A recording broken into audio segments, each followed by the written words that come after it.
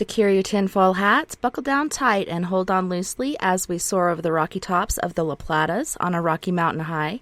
Get sucked into the vortex of the Four Corners and settle down snugly at mile marker 420 in colorful Colorado. It is Sunday, October 6th, Monday, October 7th for those of you across the pond. Welcome to We Are Paradox Media's Late Night in the Rockies. Hope you had a rockin' weekend and an awesome day. I am your host, TessaTNT, and we are live tonight on Spreaker, Periscope, Twitter, Spotify, Apple Podcasts, iTunes, iHeartRadio, Google Podcasts, CastBox, Tumblr, YouTube, SoundCloud, and TuneIn Radio. So tonight I have a treat for all my guys and gals out there. Tonight we will be talking to and getting to know Chad and Alta. Chad and Alta met and married in the early 90s in the city of Little Rock, Arkansas. The marriage was one of destiny and, as Alta would say, arranged. What they did not know is that from that moment on, the couple would partake in a journey into the world of unknown and high strangeness. From aliens to ghosts to a shapeshifter, from meeting people who have been seen and some unseen, this is a story for the open-minded. In 1995, Chad and Alta experienced their first UFO, a massive sight in Hammond, Louisiana. This experience opened their eyes and led them to the well-known French Quarter in New Orleans, where the high strangeness continues. As they tried to take day by day to understand their place and purpose of these unusual events, they met a young lady, a co-worker named Kristen. Little did Kristen know this would be the most unusual bond of her life. In 1997, a night that would live with them till their last breath, Chad and Alta and Christine were taken from a street corner in the French Quarter. Alta calls this the night of missing time, where the three have shared their own individual experiences. Everything from Chad's blue being encounter, Alta's blonde female interaction, and an implant found in her arm, and 4-digit prints, their story will take your breath away. The high strangeness continued into 1999. Chad and Alta moved to New Mexico, where Chad went face-to-face with a black-eyed adult and other anomalous happenings. The couple moved to Denver, Colorado for their jobs and found themselves in the middle of the infamous Columbine High School massacre, which occurred on April 20th, 1999. In 2001, the couple found their way to Alabama, where Chad works with his dad in a locomotive business. Their stay continues to bring high strangeness into their lives. The strange encounters continued, or should we say followed them, as they discovered a Sasquatch creature, ghosts, red orbs, lizard monkeys, and so much more. Chad and Alta encountered their second UFO while driving across Mississippi in 2012 and discovered that one of their family members has had a similar experience. The story gets more and more strange. How does this all play together? Well, they can't be sure, but what they do know is that it has happened. So sit back and listen, and Chad and Alta will tell you the rest of their story. Hey, Chad. Thanks so much for joining us tonight. It's so great to have you on. Oh, thank you so much for having us. What a great intro. Love it. Yep, we are so happy to be here, and congratulations to you in this show. Thank you so much. It's been a really crazy ride, but I love what I'm doing, and hopefully Rocky it'll work out Mountain in the High. end. That's right. That's right. We've been on a lot of bumpy rides, so congratulations. And again, thanks so much for having us. I'm so glad you guys are here, and I'm so excited I get to see you guys pretty soon. I think the 18th is when we finally get to meet, and I'll get to hug my sister from another mister, and it's going to be awesome. Going to be awesome. Yeah, Chad has a couple of new kind of experiences to introduce to everyone when we all come together.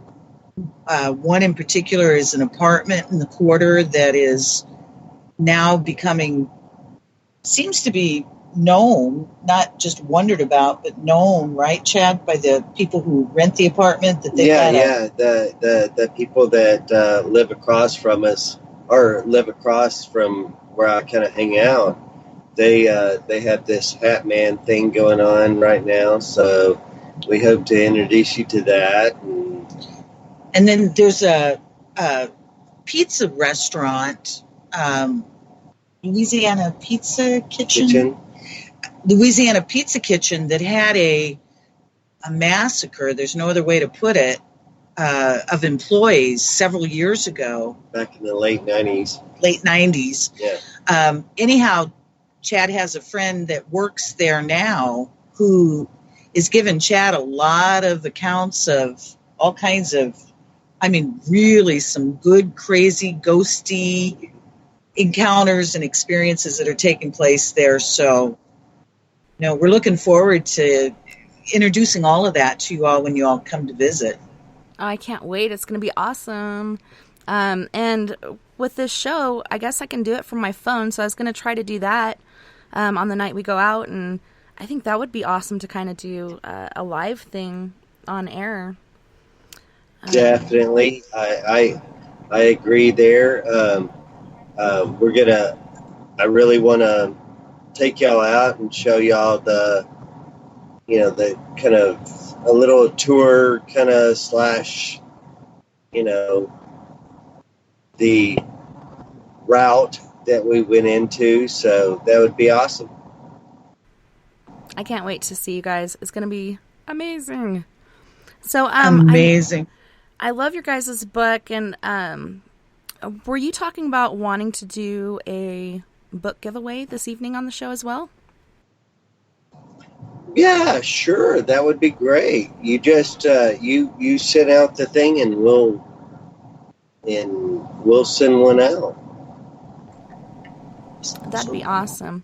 Yeah, it might have been a different guest I was talking to about that, so I don't want to obligate you guys to it. But that would be awesome. No, absolutely. Yeah. Oh, yeah. Thanks for asking. No worries. So you guys met in Arkansas, right? Of all places? Of all places. Right. Chad happens to be a native of Arkansas. I'm originally from Arizona. I also happen to be 10 years older than Chad. I moved to Arkansas with my mom. I think I was in my first or second year of college. So at about 19, I guess. And sorry, this was in the 70s. And then had a lot of life happen in between. And then I would come and go out of the state several years at a time. Sometimes I was living back out in the Southwest. I'd be in California. There were periods of my life in Kansas City area. And so in the midst of this, I moved back to, my mom was in Little Rock, and she really was the only family that I'd ever known.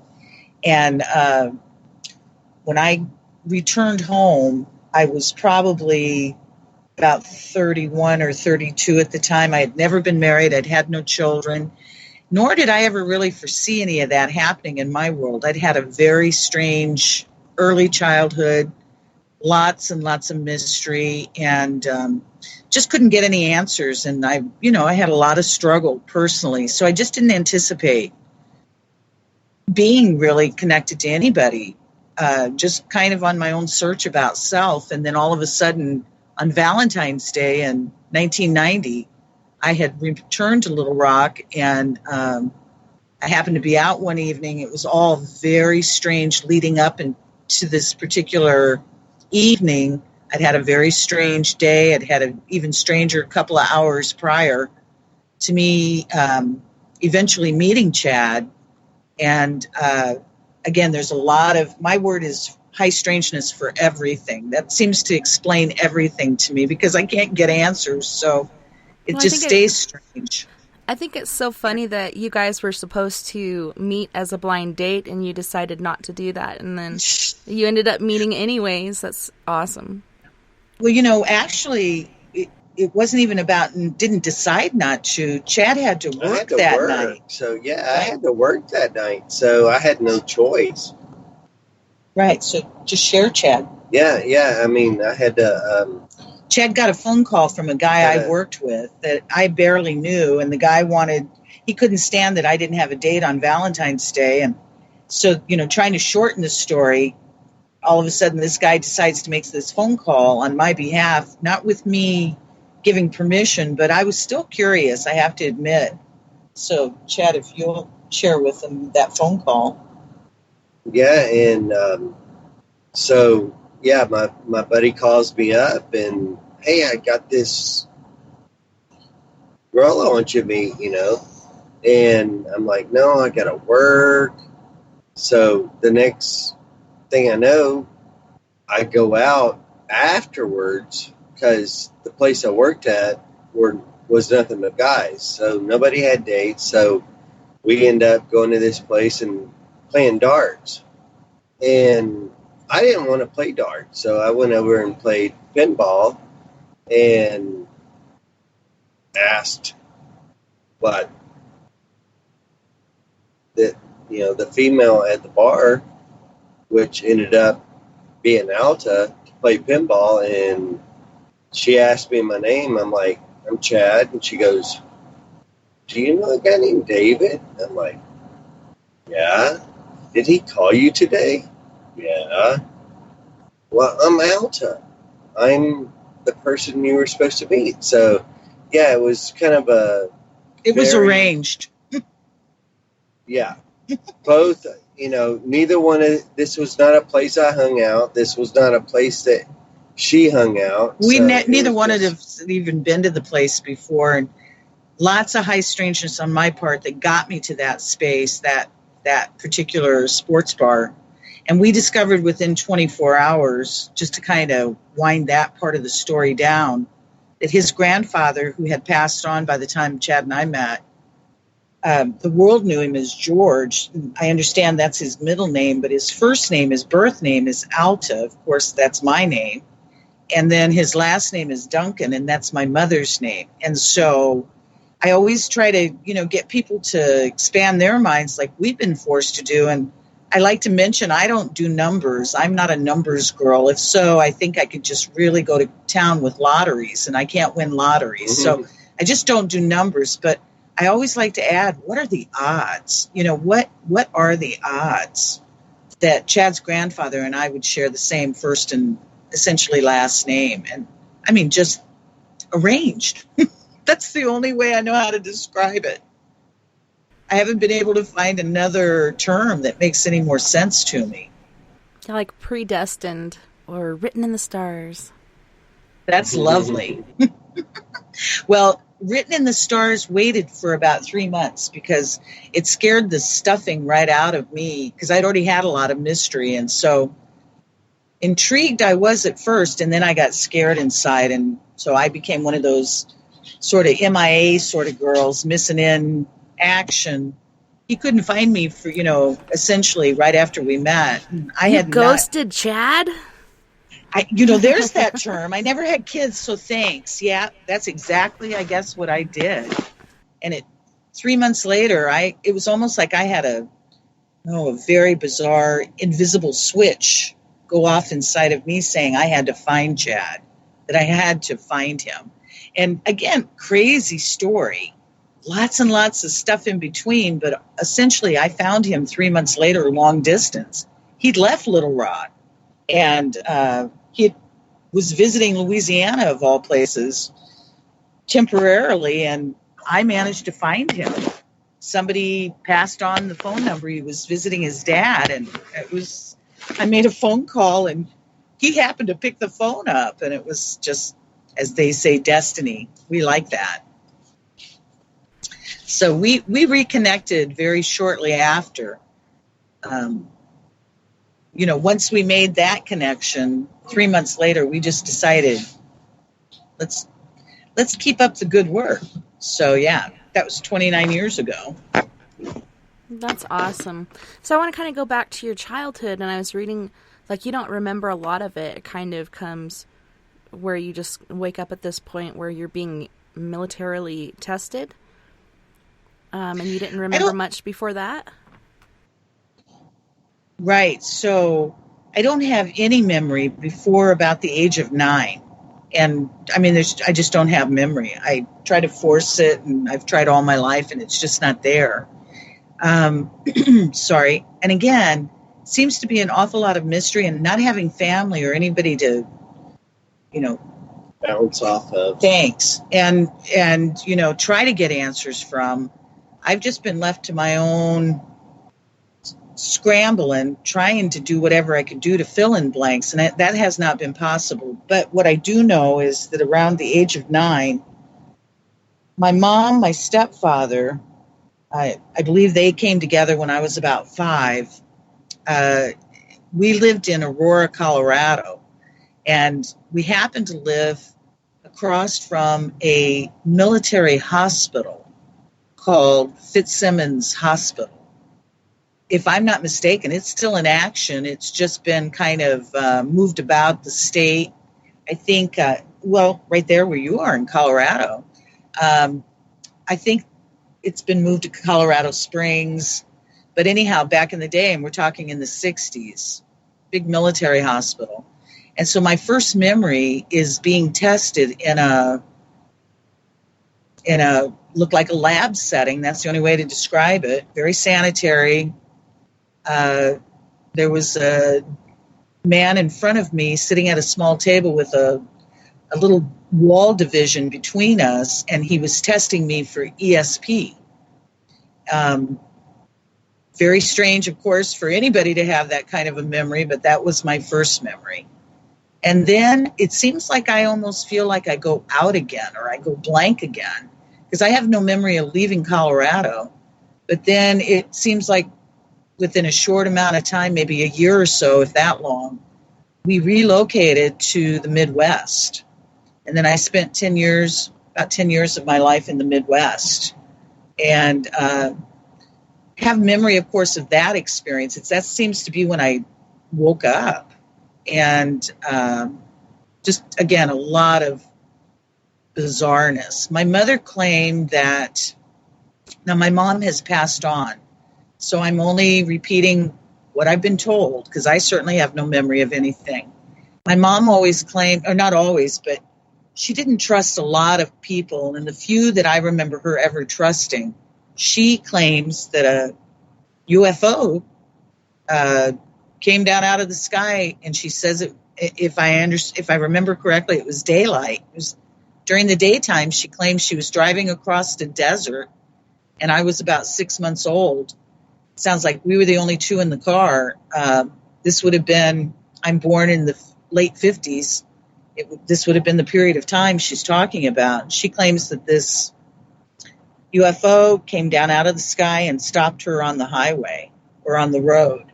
Now, as I've said in the past, and forgive if anybody's ever heard this story and it's repetitive, I never had any interest in any of this kind of language. I had no interest in anything out there or in there or around there. I thought the stars were beautiful, but that was it.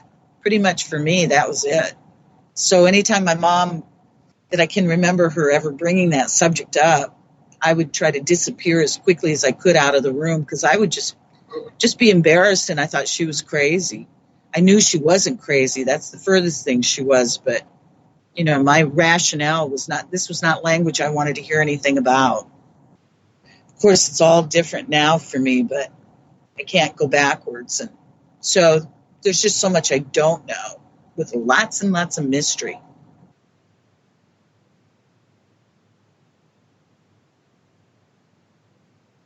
Yeah, it's hard to... Have you ever considered past life regression or some sort of regression to obtain some of these memories? Are you curious as to why you don't remember before the age of 9 and what could have been going on during that time?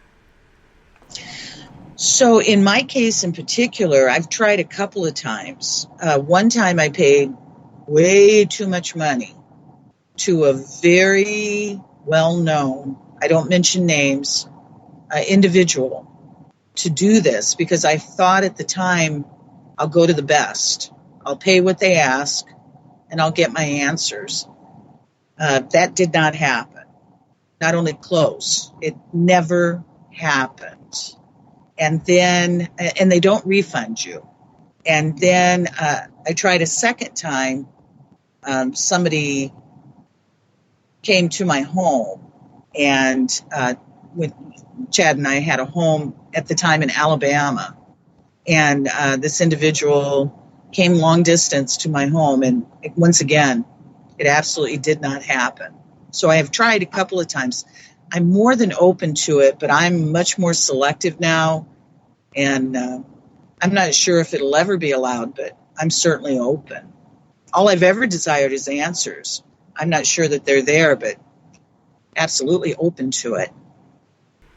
So what did your mom say about this UFO experience? What did she leave you in the car, or did she go out and I can't answer any of that. Yeah, sorry. I have no answers to any of those questions. As I said, what I heard is her make those remarks about a UFO or a metallic craft coming out of the sky. It seems like she used the word small, and stopped her on the road while she was driving. And it was just her and I in the car. About the time she'd get that far into the conversation, I'm out of the room. Mm-hmm. Never asked her, nor did I want to know. And Alta's mom was like one of the first 3 female truck drivers in the United States that did coast to coast or long distance truck drivers. So this was way back in the day. And but to answer your question, I can't answer those questions because I have no idea. None. What is, I like to always ask my guests, what is the first paranormal experience that you remember in your life? Chad. Well, for me, the first thing I remember was I was like 7 years old. This is when I was living in Arkansas. My dad, my grandfather, and my uncle, they were all like rice, soybean. They were farmers, in the Delta of Arkansas. And right out beside our house, there were these 3 burnt circles. And they were probably about 12 foot in diameter. And they were like spaced so close together. And just like boom, boom, boom, 3 of them. And it was in between our house and our shop where we had our tractors and our all that kind of equipment and stuff. And that always stuck kind of out to me. Also, my dad and my dad's second wife, they had a lot of weird stuff happen in their house, like as far as like coming home and furniture being arranged or rearranged throughout the house, which is, it would take a lot to do.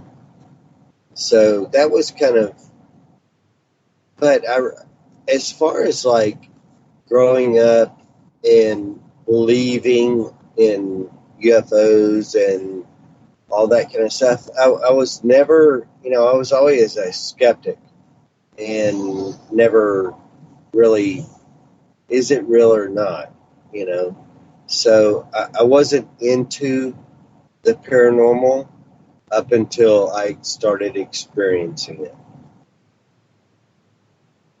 Yeah, and it's hard for a lot of people to wrap their minds around it until they do actually experience something.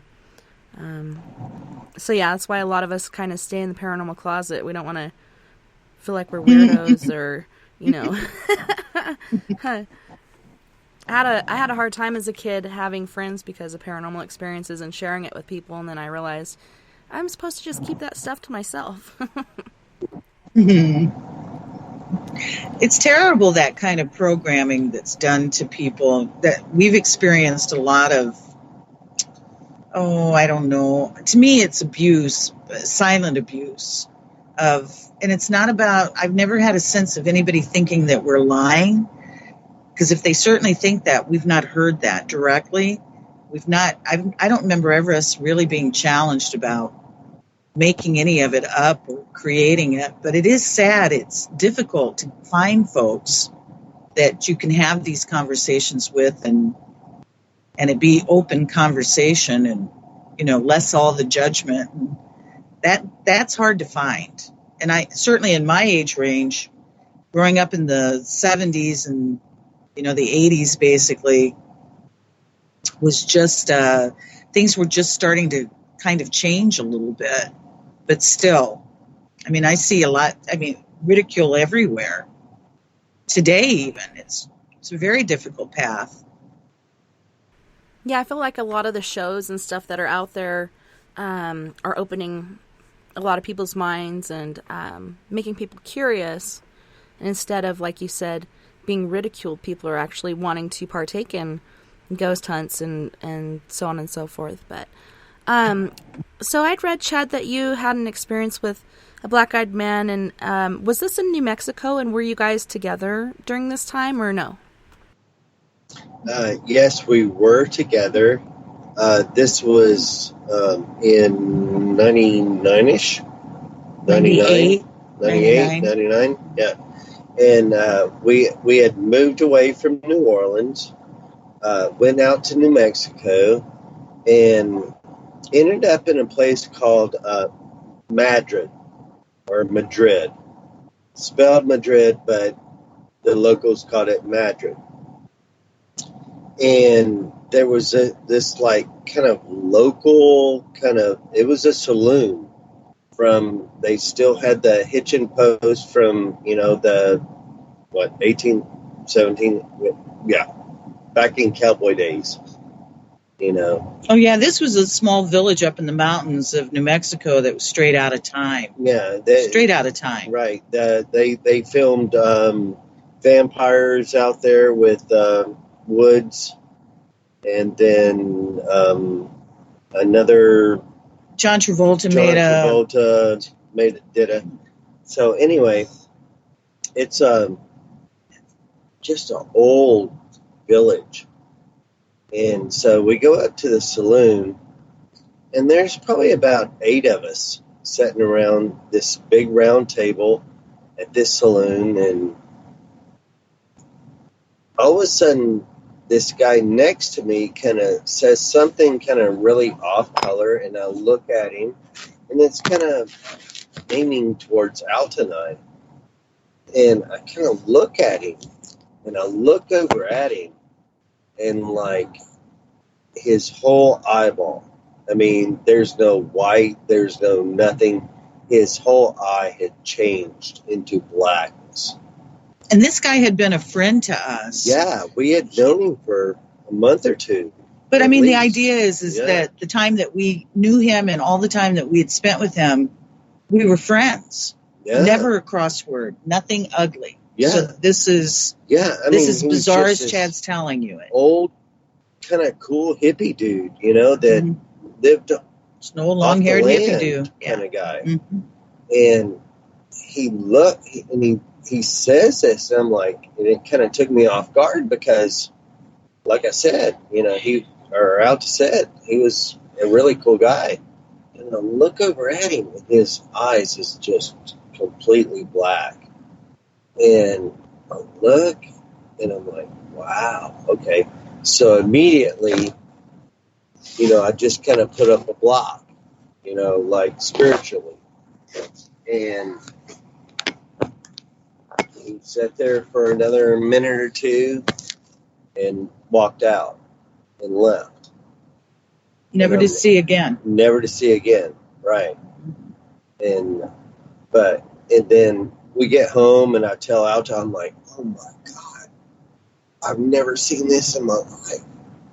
And yeah, that was kind of freaky. That was kind of, yeah. That's weird, and you never had an experience with him before that. Like that. I wonder where he went. Those are the mountains of New Mexico. Bizarre. There's just to give you an idea, I always like to try to put this into the story because I've spent my lifetime, especially the last 20 years, 25 years, becoming my own researcher. And this place we lived in, Madrid, about, I think it's just 2 or so miles up the road, is another small community, even smaller, I think, called Cerrillos. Cerrillos. And that community absolutely is even more primitive than Madrid. So again, we are talking about communities that are straight out of time.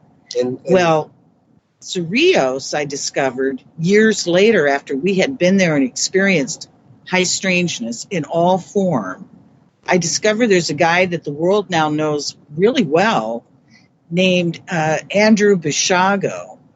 Andrew Bishago claims that when he was, now he's a practicing attorney in Washington State, I believe.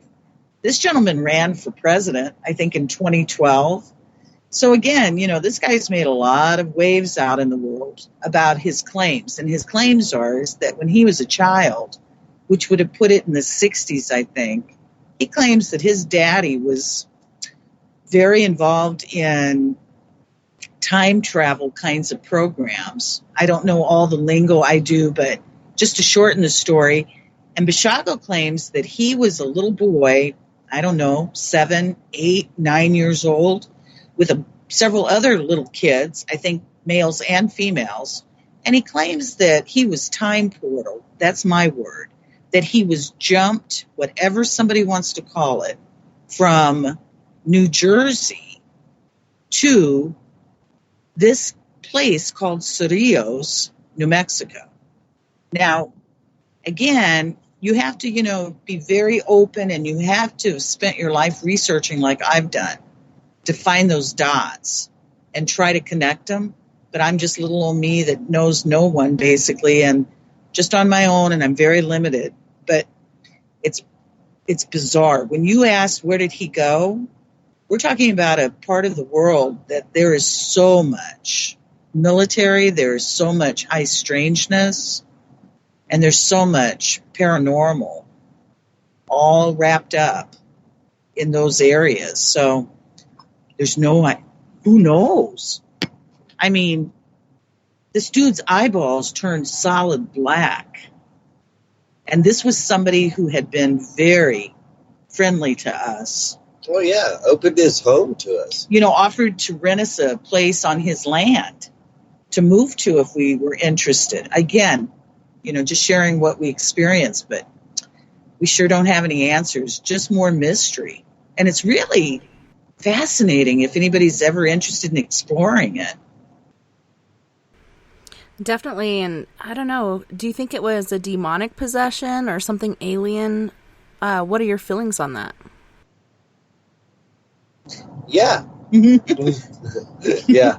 I mean, I have no answers. I mean, there's a lot of mystery out there in that part of the world. So I don't know. So did you guys ever go out to his house and try to check on him, or did anybody put out like a missing persons report on him? Did he really go missing where nobody had seen him? So this community is a lot of outlaws and in-laws and mixed Caucasian, Native, Hispanic. It would seem that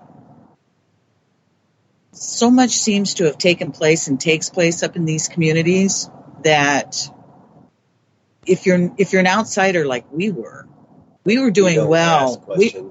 Sorry? You don't ask questions. Right. No. There were a lot of folks. Now this was, as we said to you, 98, moving into 99. There were a lot of folks that had gone up into those areas out of Humboldt, California.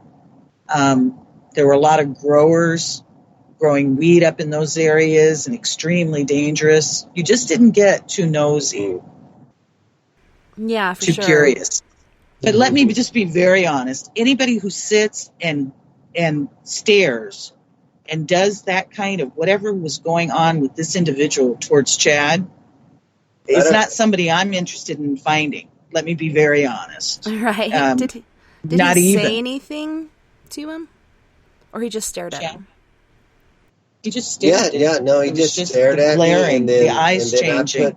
I put up my little blog, he sat there for another 5 minutes and left.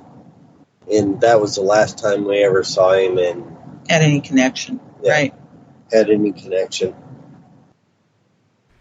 Yeah, it's very strange. I'm glad you put up that block, because who knows if whatever it was could have jumped to you. And I kind of think, being that he was a really nice guy and everything, perhaps he was protecting you by walking out instead of whatever this thing was possibly telling him to do.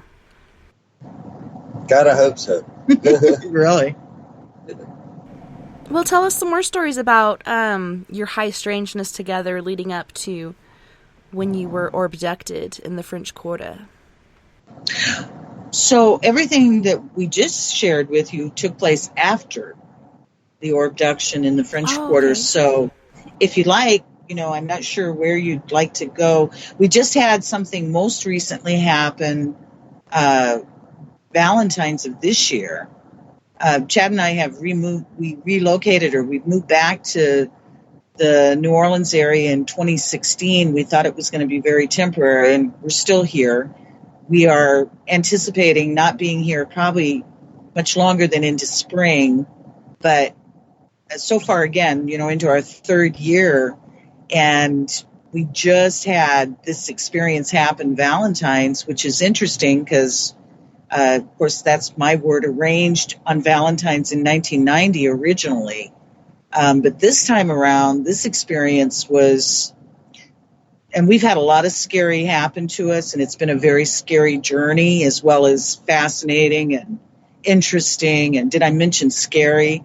It has been moments of, tremendous scary. And what I'm mentioning right now, Tessa, I'm just remembering is what got me to reach to you again, and others, a few others, not many of you, that I would reach to, because we've had a lot of, I've had a lot of experience of trying to reach and being denied any kind of help or interest. People always seem interested, but it doesn't seem to get further than, interviewing us. And so in this experience, it was so scary for me, very personally. It was so scary that I just felt that I needed to reach out to anybody that would hear me, because Chad has a lot of family, but they're elsewhere and long distance, and they're not too wrapped up and interested too much in this stuff that's happening to us.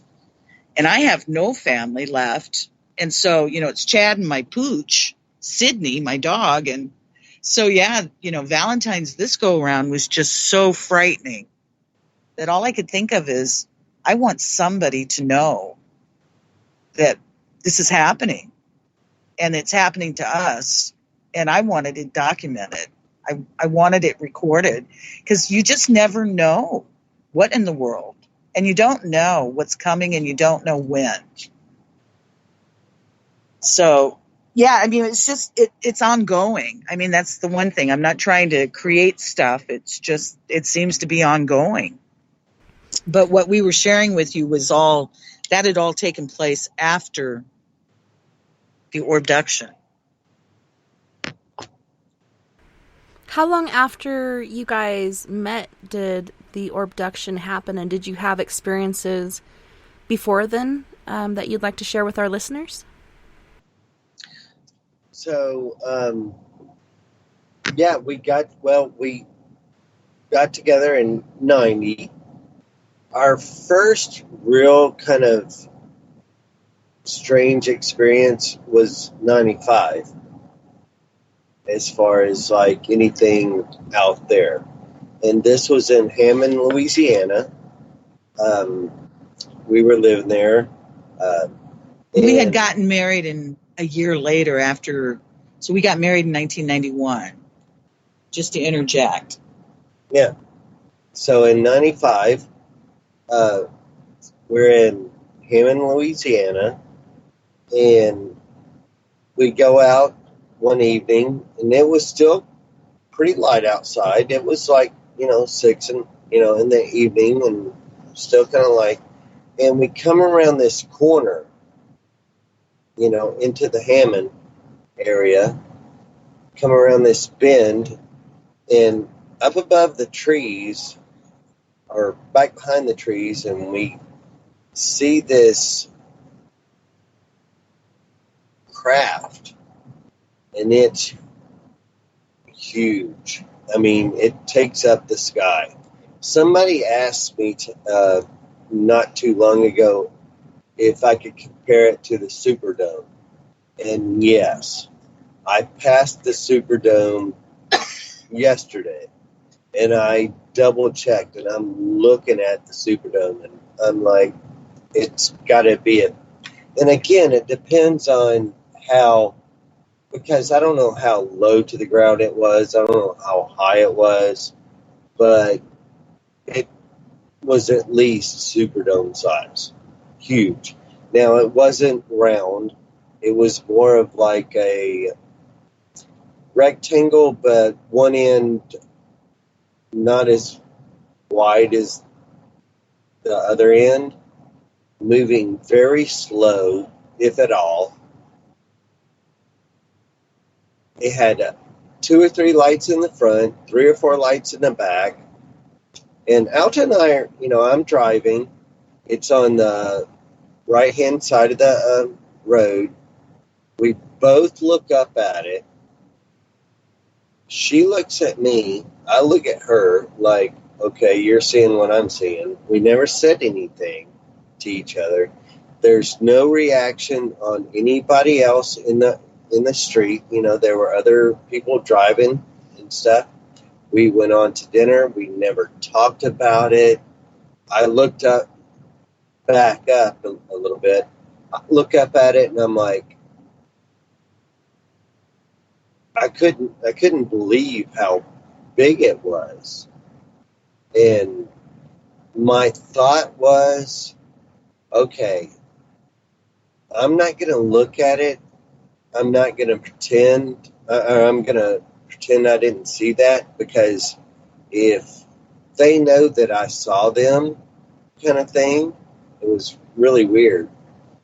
We went on. The only reason we talked about it the next day is we heard it on the radio or something like that, or news. And if that would have been our only experience throughout the life, we probably would have never talked about it.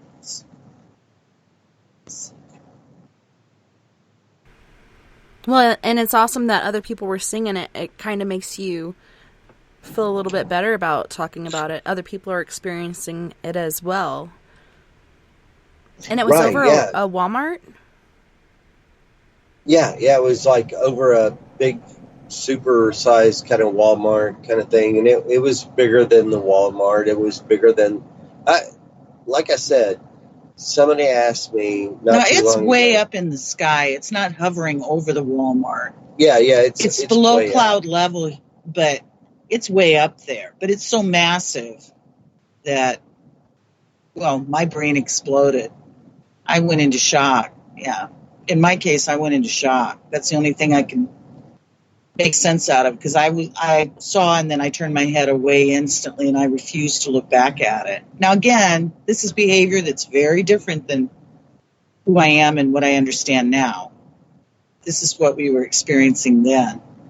And the intention was to never speak of it. Not ever. It didn't happen. It was a non-event. Right. Problem was, next morning, somebody had reported it. We had to hear it. But let me assure you, we never spoke about it. We did not talk about that ever again. Never. And if other things would not have followed, we'd still not be talking about it. Kind of was our thought when this happened to us. So, yeah, it was huge. But it was so huge that it was not up for discussion. And then shortly after that, we moved to the French Quarter, and that's a whole other ball game. Yeah. That is a whole nother ball game. Because we were not prepared for that at all. Yeah, our first apartment when we moved to the French Quarter is above the Voodoo Temple. One of the original Voodoo temples in the French Quarter, and that opened up a whole other can of everything. French Quarter, right? And that's called the Zach and Addie story. A guy came out of New York City and wrote a book about it. He moved here in an author and wrote a book called. Can you help me, Chad, with the title? Shake the Devil Shake Off the Devil. Or Shake Off the Devil. Yeah, something like that. Yeah. Anyhow, I'm not pleased at all with what I gather out of this book in terms of his analogy of why he understands that this guy did it. This guy who had been in Iraq in military for a few years, had a real bad run of it, and what have you. I guess PTSD is what is being claimed, but I guarantee you we lived in that apartment. Now, in all honesty, I don't remember anything evil or dark happening to us in that apartment. But we had a lot of things happening, and Chad's about to take over and share with you, but as I'm finishing that out, nothing evil in the apartment. My reality was I had some issues with humans that were connected to that property, but I don't ever recall evil like what has been, described in documentaries, movies, and these books about that apartment 10 years later.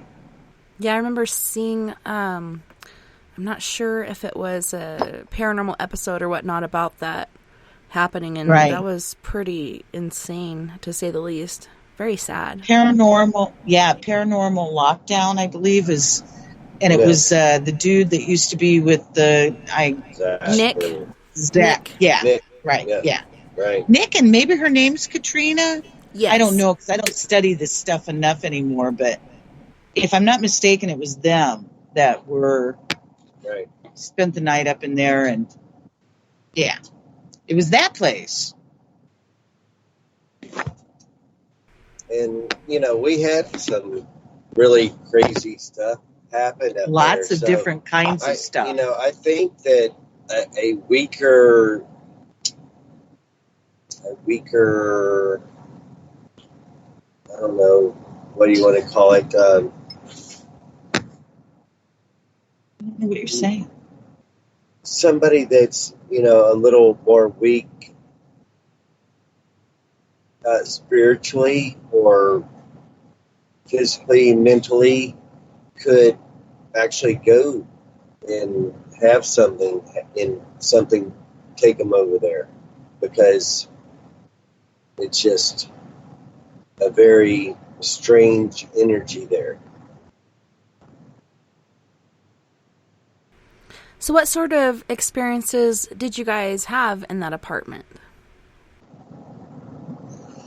So mine in particular was variety of the labels. I'm not good with labels, but poltergeist, if you will, a lot of trickery. I call it all high strangeness and trickery. The jokester. The money would go missing, cash, and then show back up all bundled up, like a fist had bundled it up, and it would drop out of the laundry basket when I dropped the laundry on the bed to fold it. Well, again, it didn't get washed. It wasn't there originally, and it happened, numerous times. Crazy stuff like that, just that trickery, that poltergeisty kind of stuff. One time I experienced, and it's fairly involved, but Chad's got a couple of very good stories to share, but in my case it was what I call a time slip. And in that case, in that event, I experienced a Virgin Mary-like connection. She wasn't an apparition. This was a being. And 3 females that were of color that I felt when the experience was happening that they may have been slaves on that property back from the late 1700s, early 1800s that I was encountering. Time slip, complete experience. Very involved and very personal. And then numerous and sundry kinds of other weirdness with things moving. and not that I'd see it necessarily, but I'd know it because it wasn't a very large place. Chad had an actual up close and personal experience with the original voodoo priest who had died. He'll share that with you. Yeah. This was probably within the first week and a half that we had moved into the apartment. And we're laying there in bed, and I kept feeling like something was crawling across my chest. So I'd reach up and I would scratch. And this happened, 4 or 5 times throughout the night. Well, I woke up the next morning and I had scratched, a couple layers of skin off my chest, kind of right above my heart, right there in my rib cage. And so I get up and go to work. I was waiting tables at the time. And this vision, it wasn't a dream. This vision starts coming back to me of this very short-statured African-American. He had a fro, but it was kind of really short. He was bare-chested, had a few hemp beads or hemp kind of like necklaces, very tribal kind of necklaces around him. Again, bare-chested. Now, I could only see him from his waist up. From his waist down, it was kind of cloudy, misty kind of thing.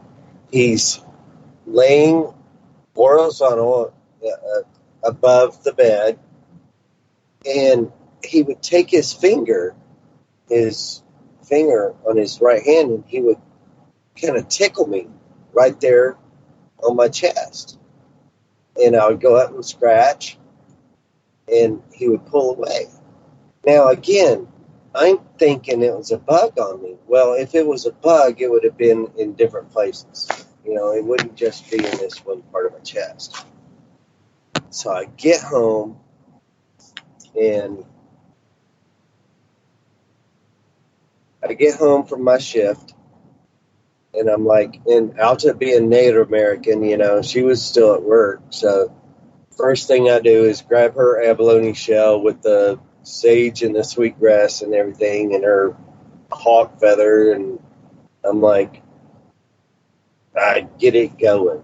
I start burning the sage, and I'm like, I don't know who you are. I don't know what's going on here, but just leave us alone. And I'm going to paint the house, and we're going to have us a nice little place, and, stick around if you want to, but just leave us alone. About a month later, now the voodoo priest had died like a month or so before we moved into this place. And so we never met him. So this couple moves into the apartment down below us, and they had been married by the voodoo priest. So they start bringing out their wedding pictures. And they're like, yeah, this is this, and this and this, and this is, priest, and I forget his name. This is priest such and such. And I'm like, oh my God, this is him. This was who was above me, messing with me. And I told them the same story that I just told you. And they go, well, that sounds like him. He would test you. If you wanted to be in his space, or if you wanted to hang out around him, you had to pay your dues. He was kind of a jokester, and so I'm like, wow, okay. But yeah, that was. And then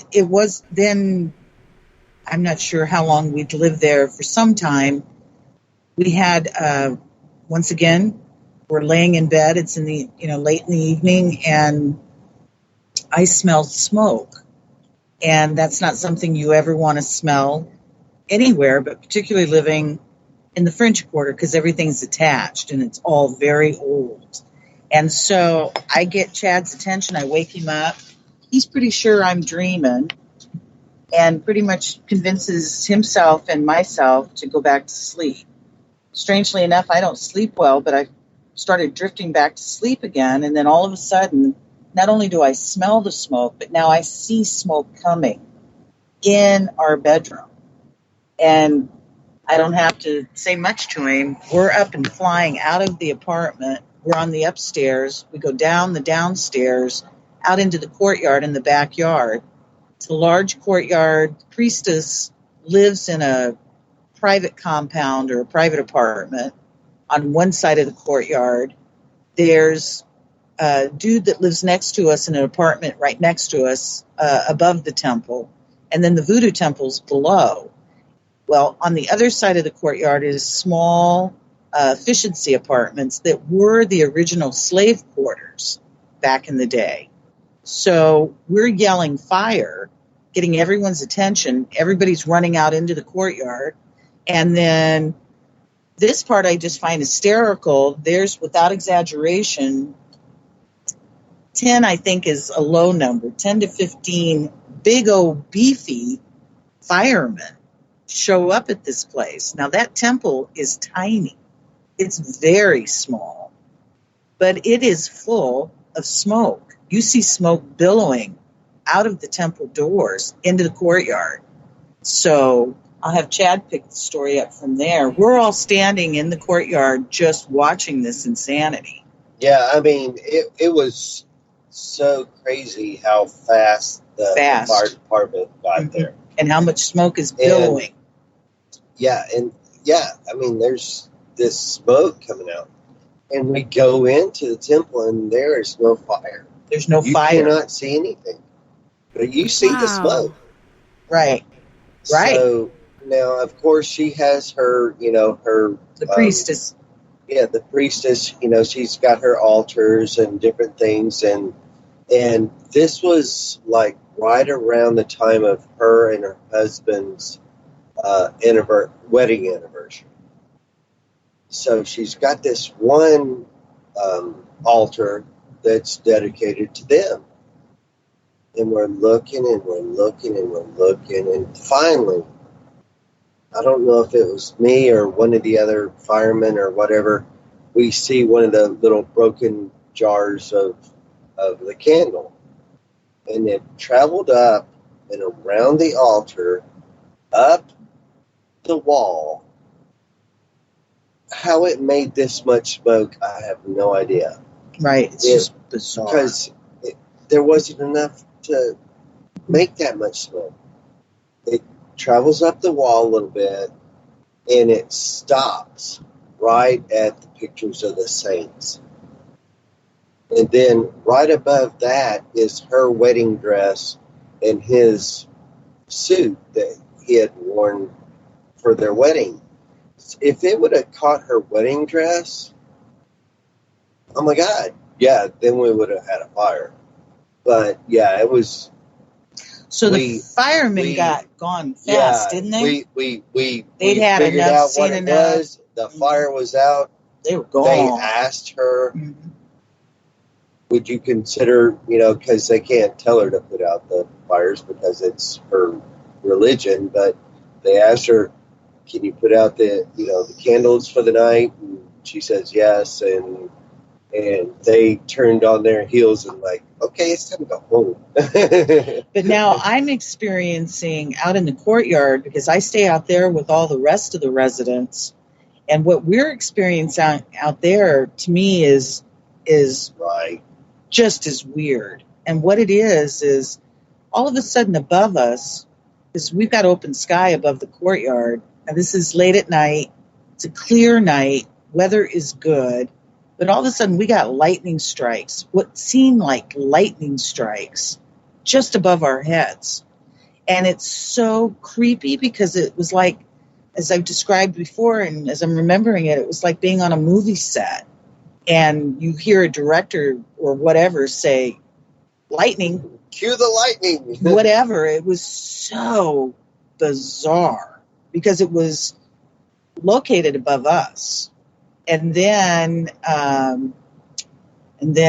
remember fire dudes got gone very quickly, and it just seemed like it was over, almost as bizarre as it had started. And some of that kind of craziness.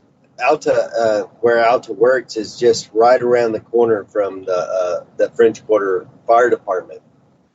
So I'm sitting there one day, and I'm waiting for her to get off work. And there's a couple of firemen, because they sell their T-shirts, New Orleans Fire Department T-shirts. And I'm sitting there, and I'm like, that guy looks like he's been around for a while. So I go up, and I'm like, just kind of chit-chatting with them and stuff. And I'm like, have y'all ever had any kind of really bizarre, kind of calls or anything? And they, kind of shrug it off. And I'm like, well, let me tell you about one that I had a experience with. And I tell them the story that I just told you, and one of them kind of looks up at me, the, older guy kind of looks up at me, goes, yeah, I was at that call. I remember that. That was kind of weird. That was kind of spooky. That's crazy. 20 years later. Yeah, 20 years, some odd years later, he goes, how bizarre. He looks up at me, out of the corner of his eye. He goes, yeah, I remember that call. Yeah, I was there. Very strange indeed. And Very. it's just amazing to, where did all that smoke come from? It makes you wonder what exactly was going on there. No, right. Not me. I didn't want to be there. Did you guys see any shapes in the smoke or anything strange like that, or it would just seem like there was a bellowing fire going on? I just remember billowing. Yeah, it was just kind of like just this wave of smoke coming into the bedroom, and then it was just billowing out of the temple. And yeah. And again, living in that kind of a world in this community, you're not thinking about investigation. You're not thinking anything other than yell fire. Right. Yeah, right. Fire is scary and like a life force of its own. But on that note, We do have to go to our first break. So, and we do musical breaks. On this break, we're going to have My Life by Amoka T, Devil You Know by Michaelan Hay, and After Dark by Fred Johnson III. You guys don't go anywhere. We'll be right back after this musical break.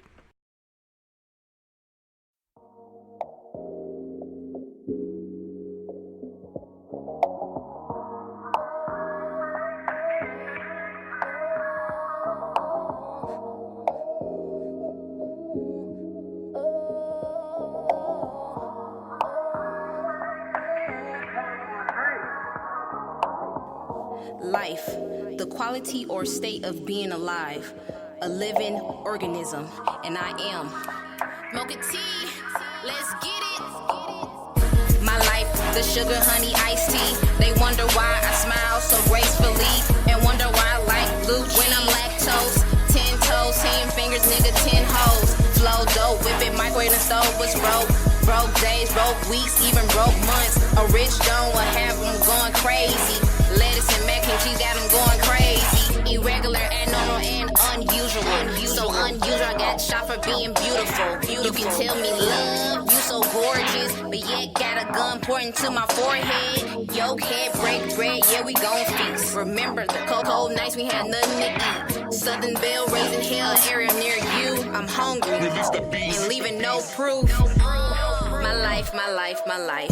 It ain't always sunshine in my life. A big puzzle, I'm trying to figure peace ain't right. They thought I wasn't gonna make it, I know they didn't. It's visual, check your vision if you got the issue. A news feed if you got the memo. Breaking news, a new wave coming. Fuck a wave, hurricane, so mocha-licious. I really do this, it's in my blood. Pass it to my kids when I have some. And that's hip-hop.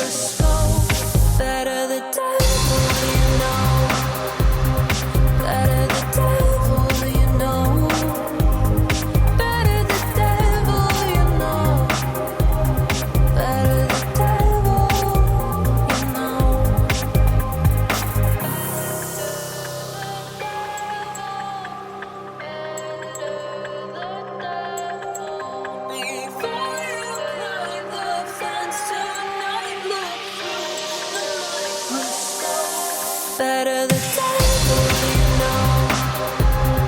Better the devil, you know. Better the devil, you know.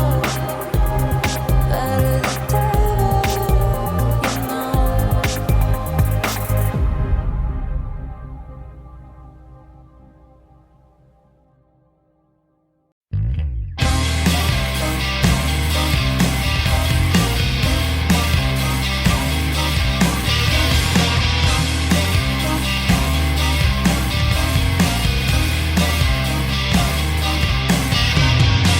My driver pulls up in my limousine, ready to take me anywhere I want to be. I said, I want to go. Take me to a college scene. I'd like to go and dance, have drinks, and hunt the perfect date. Yeah.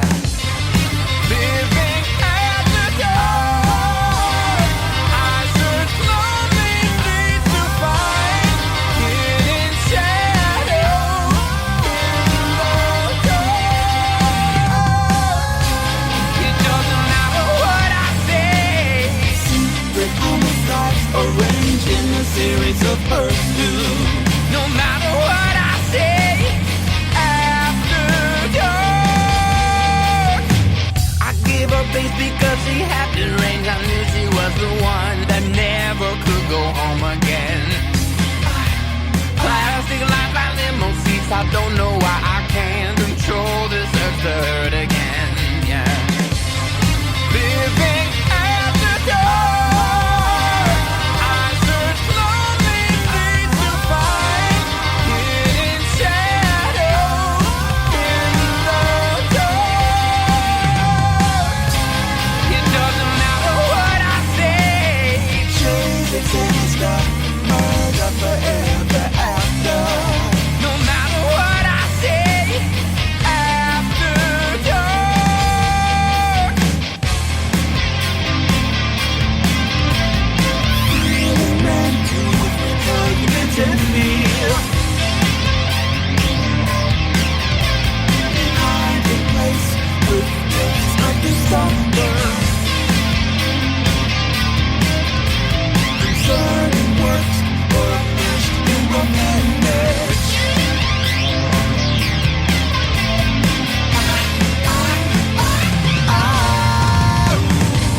It doesn't matter what I say. It really doesn't. No matter what I say, after dark.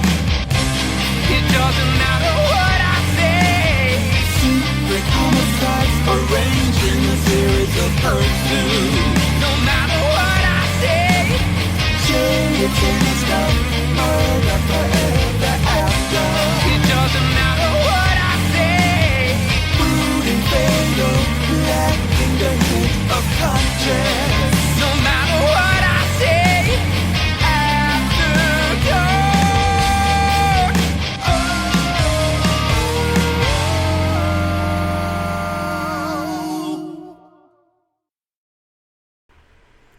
Welcome back, and thank you so much for joining us tonight. Tonight we are joined by Chad and Alta Dillard, who have written the book Orbducted in the French Quarter. Welcome back, guys. So great to have you. Is anybody there? Oh, no. Hopefully they'll be back soon, but they're a really amazing couple, and they've had so many amazing experiences, and I'm super excited to meet them, as well as Caden and Alyssa coming up here on the 18th. Hopefully I'll get to see Caden and Alyssa on the 17th and get to spend a couple days with them. But we're going to be bringing Caden in on the last hour to discuss our plan of attack. And I'm excited also as well, not only visiting the places and kind of recreating that event, checking out these things that Chad had been talking about as far as the Hat Man, so on and so forth. My daughter, not too long ago, actually had an experience with the Hat Man in her house, and she had moved into her first place with her now ex-boyfriend, and she started seeing the Hat Man, and he had a little minion dude with him, and nobody else was experiencing this. And before she'd even told me about this experience, and before I'd even gone to the house, I'm like, you know this house is haunted, right? But, yeah, it made her feel like she was going insane, and it was quite odd. But I did tell her that eventually other people in the house were going to be experiencing it too, and the guys didn't take it quite as well as she had. It was pretty insane. But once she got the idea that she's more powerful than this entity and quit fearing it, it started disappearing. But she doesn't live there anymore, and she's much happier now. Chad and Alta, are you back?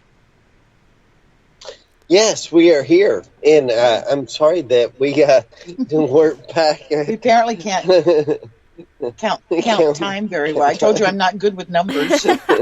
I understood. Sorry. No math. we put on our headset and we're going, oh no, she's talking. No worries. But we're back, yes. Yay! Yeah, I figured you guys had probably just stepped out for a bit. So we left off on the fire downstairs, which turned out to be a lot smaller than it appeared to be. What other events did you have in your life leading up to your orbduction?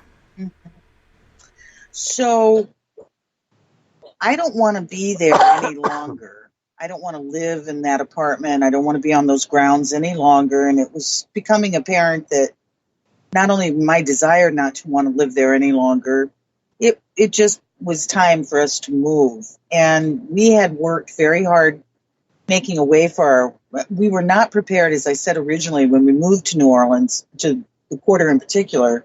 It's very expensive to live there, and we just were not prepared when we went originally. So very naive as we began. Then we got wiser. We got smarter, and we got a little more substantial. So I had I started working in a shop that was owned by a family that had started their business in 1929. And they had kept it in the family, and it was a beautiful shop that sold expensive jewelry and lamps and lighting and crystals. And they also offered readings. Now, they started doing readings, as I said, back in 1929. It wasn't considered legal, I guess, at the time, and it was primarily for women of the wealthy, and it was kept very secretive, and it was just had a lot of mystique to this shop, plus, again, family-owned. They had 2 shops, but they had never expanded outside of the Quarter. They had brought me on board to be one of their readers. I was one of several, and I just started doing very well for myself. I was in a nice atmosphere and, worked with all walk of life. And so started getting more financially comfortable. Chad was starting to move up in his world. He had decided to start entrepreneuring himself and had started creating kind of little businesses in different directions. So we were both doing much better. And we were getting very comfortable living in the Quarter. And so at this point, when I don't want to stay at the Voodoo Temple apartment any longer, the shop that I worked in, they had hired a couple of people that are very important to this story. One of them was a woman that I would say she was, at that time, middle-aged. In her late 40s, early 50s, I would say. She dressed really elegant. That's the word I would associate with her. I wouldn't necessarily say she was, but certainly the way she presented herself. She seemed to run that shop, so I had no idea who she was. I thought she was part of the family. She's not. And I discovered that relatively quickly after I come on board. But leading into this story, and the reason I'm bringing this up, because it's just so bizarre to me, from the moment I met her, up close and personal, and I don't go around and do this to people, but I remember saying to her very clearly, I know you. And it was like, that was weird coming out of my mouth, and it sounded a bit rude, and I was so clear about it. But I had no idea how I knew her. Well, she had a bit of an ego, and she had made herself, very comfortable living in the quarter. On the side, she did costumes for movie companies and big productions. She was an amazing seamstress and costume maker. And so when I said to her, I know you, she kind of threw her head back and says to me, of course you do. Like, everyone knows me. And I'm like, no. That's not what I'm saying. I don't know you like what I think you're saying. I just don't really understand this. Well, that worked on me for days, weeks.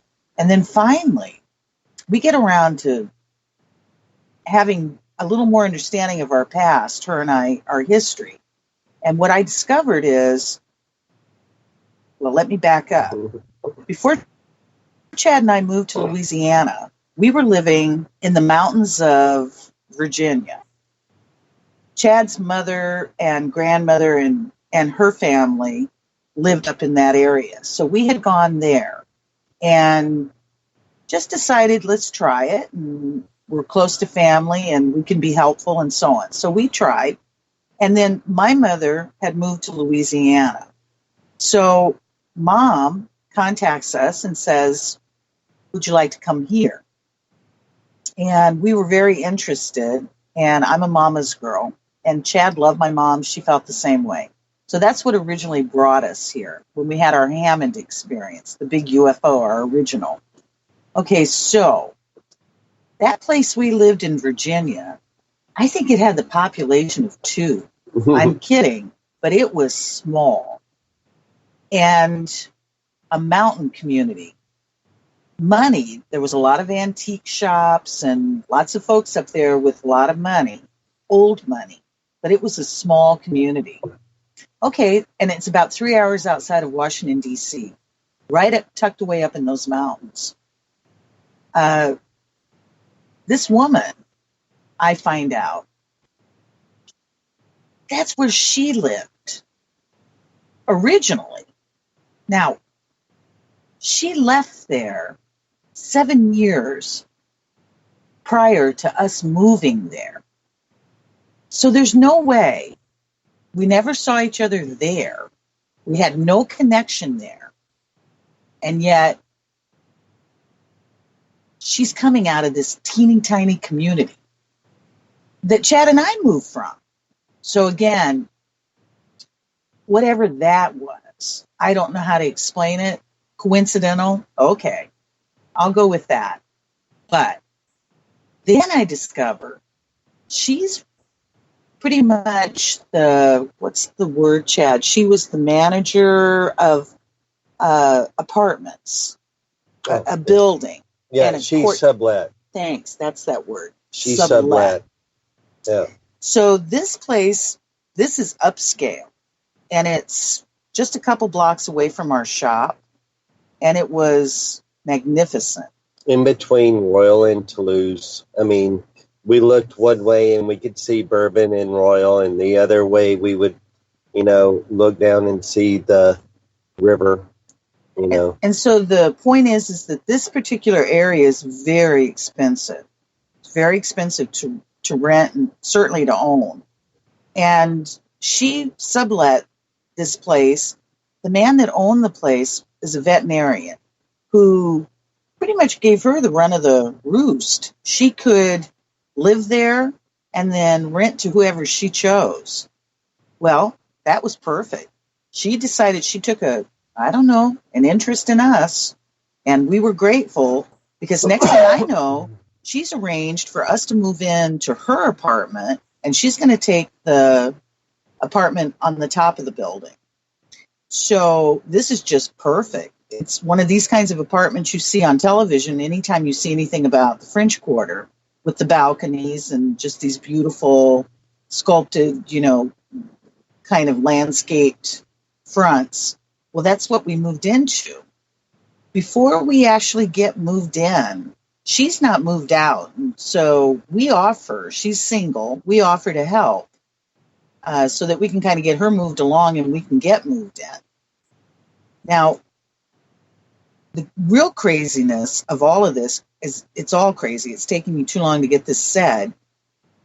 She's asking almost nothing for rent from us for this place. Oh, what? Okay. Yikes. But okay. And when I tell you this place, we had a bed that looked like something straight out of a castle. It was all furnished. 17th century It- furniture. Right. It all Oh, looked that's like awesome. furniture, marble. We had marble fireplaces. We had a chandelier in our bathroom. Now, we had a big, beautiful chandelier in our living room. We had a grand baby piano. It's crazy Right? that all of a sudden, right, we're coming from a voodoo temple apartment into this, and we're being charged little to nothing to rent it. Okay. So as we're going in now, I'm about to admit something just horrible, but it's the truth and it's part of this crazy story, and please forgive me. She had boxes of books and tapes and all kinds of stuff, journals in a big box that was open. When we walked in there, she wasn't there. It was wide out in the open. So the thing that got my attention, and this is where it's just so wrong on my part, but let me, I need a defense. The shop that I worked in, we tape recorded readings for people. It was her job to get those tapes sent to the clients. What I discovered is oftentimes as I'm looking down in that box, there's a lot of folks' tapes that never got sent. Well, why does she have them? Now I'm starting to get really weirded And they're out. all Alta's. What? And they're all yours. Oh, Yeah. oh, right. Breweries. I'd forgotten that part. Thanks, Chad. Weird. Oh, yeah. Well, no, it gets better. So, yeah, weird. The fact that we're hardly being charged rent. Okay. So now I can't stand it. Now, I'll never do these things again, I swear on my mama. But I did it. And Chad is so upset with me, but I see a journal at the top of that box that's not locked, just closed. I told Chad, I said, I just know I'm in this book. I'm in that. Right. I know I'm in that book. Well, I just sound paranoid and wacko and what? Well, I can't help it. And I opened that book up, and I ain't lying from, the jump, beginning of the writing. It's all in beautiful penmanship. Very beautiful writing. And it's looking lovely. She's making me sound interesting. And I don't know, because this is so crazy what I'm repeating here. Next thing I know is I'm flipping the pages. She's now following me, and she's describing my movements. That's crazy. It's just crazy. Yeah, And very then the next thing we stalkerish. Oh, my. Yeah. Now it sounds so stalking. Yeah. Next thing I know, should have quit while I was ahead. And he's looking right with me. And I turn those pages. Her handwriting goes from this beautiful script to looking like I don't know how to describe. She's scribbling like she is manicked out of her gourd.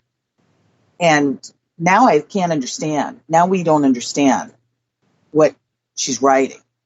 I just know it creeped me out so badly I slammed it shut. And I begged for forgiveness that I'd never do it again. And then we got those boxes moved up there, and crazy enough. Here's the rest of your boxes. That's right. We moved in. And the insanity never stopped. Not from her, strangely enough. She kept distance. Yeah, and it in was a polite way. Yeah. And it was all very cool. Very cool after that. As crazy as that sounds, but everything else went haywire. Like ghosties in the apartment and yeah. And then our experience in 97. Right. Well, so now we are fast forward, as Chad's saying, to 1997. So my birthday is in May. I'm about to have a birthday. My mom she's left Louisiana, gone back to Arkansas, back to Little Rock. She's by herself. She's not in the best of health. And I'm a mama's girl. And so she wants to come here. We want her to come here. So And actually, she had come here for a visit. when we were still at the temple. She had come here for a visit and fell in love and like, okay, I'm moving back to y'all. Now she said, she's moving back to us and she's going to live here, but she didn't say when, where, and how, so, and by that time we had moved over to Toulouse at the Toulouse Street apartment. And so we decide we pre-rented her a mother-in-law, what we call the mother-in-law cottage. Yeah, it was like it was the slaves' quarters, in the courtyard, right where we're of our new apartment. But those slaves' quarters, those slaves' quarters. A famous country and western singer, Winona Ryder. Yeah, she had just done a video in that. Oh yeah, that's right. They were quite adorable, beautiful. So we pre-rented this mother-in-law cottage for my mom. It was going to be right there in our courtyard. Our place was upstairs, and we had this very beautiful winding staircase to get up to the apartment. I could come out on that, and I'd be facing my mom's front, her little balconied area. So it was all going to be perfect. By this time, she's starting to be in a wheelchair. As I said, she loved Chad. He loved her. He didn't have any problem helping my mom get around. And I mean, it was just, life was going to be grand. And she was going to come and kind of surprise me for my birthday and also move. Okay, well, that was not allowed. My mom died on that day. And it was just too big. It was too big. And it was just too big. And so we went from an instant elation to I sunk into hell. That's the only word I know how to describe. Into such a deep pain that I couldn't adjust. But I had to, because I had to. You have to keep, they say, going on. But I wasn't doing very well at all. So I was still reading and going into the shop and reading. And that, strangely enough, that was the only escape I had, was not to be into my own stuff, my own pain. And so, crazy enough, my mother had died in Little Rock. And Chad and I had to go there. And I'm her inheritor. And my mother had a large inheritance of Native American everything.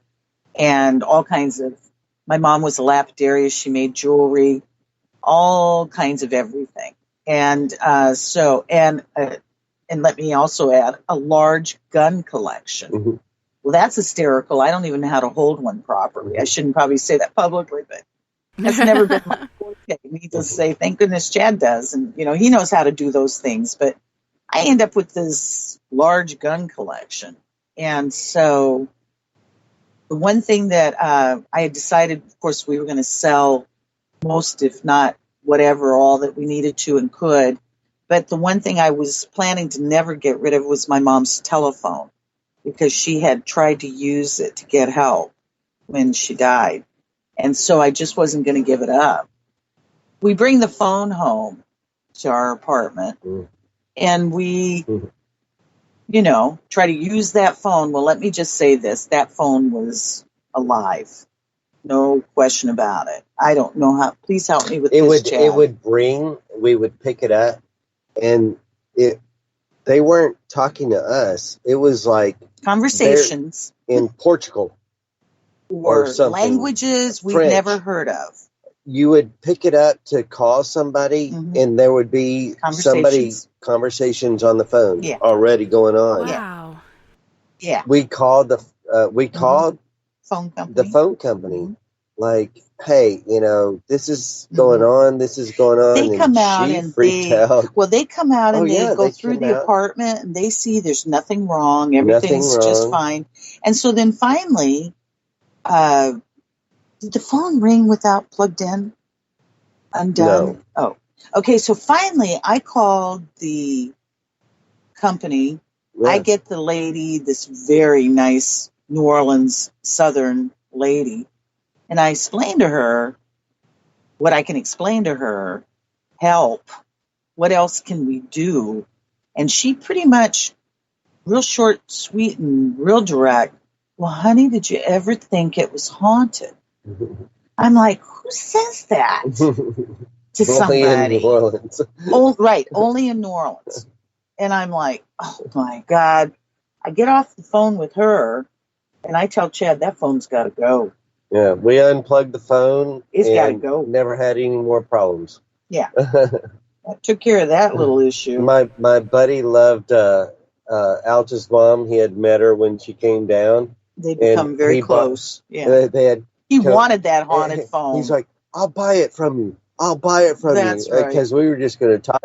I'll buy it from you. And he took it home and he plugged it in. And I don't think he had any problems. Yeah. Oh, he was probably bummed, huh? Well, honestly, we hate to say it, but in all honesty, he died. He joined her. Right. I mean, he had very serious issues, alcohol, and I guess he went out with a smile and I pray and the phone. Yeah. But kind of the way of the world for many here. It's a place you've got to either be stable or not, because there's just doesn't seem to be a middle ground. Energies are so big and so powerful. And as I said, the stuff we're describing to you all, we were newbies. First couple of years, oh my God, Jesus, how naive we were. And Chad and I had already gone through a lot of insanity prior to the stuff we've described to you all. Our other insanity was a whole different avenue. So we'd already gone through so much. We were not prepared for this kind of stuff. And this stuff, it's hard to, with all the labels. So this happened in May, my mom passing. So 3 months later now, September, where we are, we've just left the month of, I'm not doing very well as far as emotionally, mentally. I even still struggle. I mean, I'm honest to admit it. I don't feel I've ever been able to really move as far along as I wished I could have in terms of my loss, my pain. But I was still working in the shop. Chad was still trying to do his thing, trying to entrepreneur himself and so on. Well, the shop, the owners had brought on a new girl, and we call her Christine in the book. She at the time was 24, Chad was 30, and I had just turned 40. And again, in meeting Christine in the shop, she's tall, she's slender, long blonde hair at the time, very pretty, and a beautiful laugh and a beautiful smile. She lights up. But she also has, what I discovered, these other very strong personalities, which is, for me, my description of her and my love for her and my respect for her is she's always seemed to be to me somebody who always understood her truth about right and wrong. And in her truth, it seems that she's always been consistent and interested in saving Mother Earth ecologically, and women and children and animals abuse, doing everything she can, I think, to eradicate, to eliminate, giving it everything she's got. She's always been this way. Well, at the time of meeting her, I felt like I knew her. Here we go again. Like I knew her. Only very different in this case. It didn't feel, it had no darkness to it at all. It didn't make me step back and question it. I just moved forward with it. Like, this feels like family. Like with you, Tessa, from you've been one of the very few that have ever seemed to hear us and care about what's happening with us, and maybe a family connection. So I felt the same thing with her immediately. And I don't know her take on any of that, but certainly speaking from my behalf. Then she meets Chad, and, we're all very friendly. So she knows the pain I've been suffering over the death of Mom. She asked me one night if I want to go out after work and just spontaneously dinner and drinks, or let's just go out and party. I accepted. Strange, because not normally ever, but I did. And I tell her, let's call Chad. I know he'd love to join us, what have you. So we only lived a couple blocks from the shop. Chad accepts, he gets all cleaned up, and he walks over and meets us at the shop. Now she's closing the shop, and it's 9 o'clock when the shop closes. It's around 9:30 is my best guesstimate of when we walked out of the shop, and she locks the door. And our intention was to start on one end of the French Quarter and just be spontaneous and work our way across. It's all on foot. French Quarter is about 13 blocks, I guess, square. So we're going to start on the end of the famous Bourbon and just move across.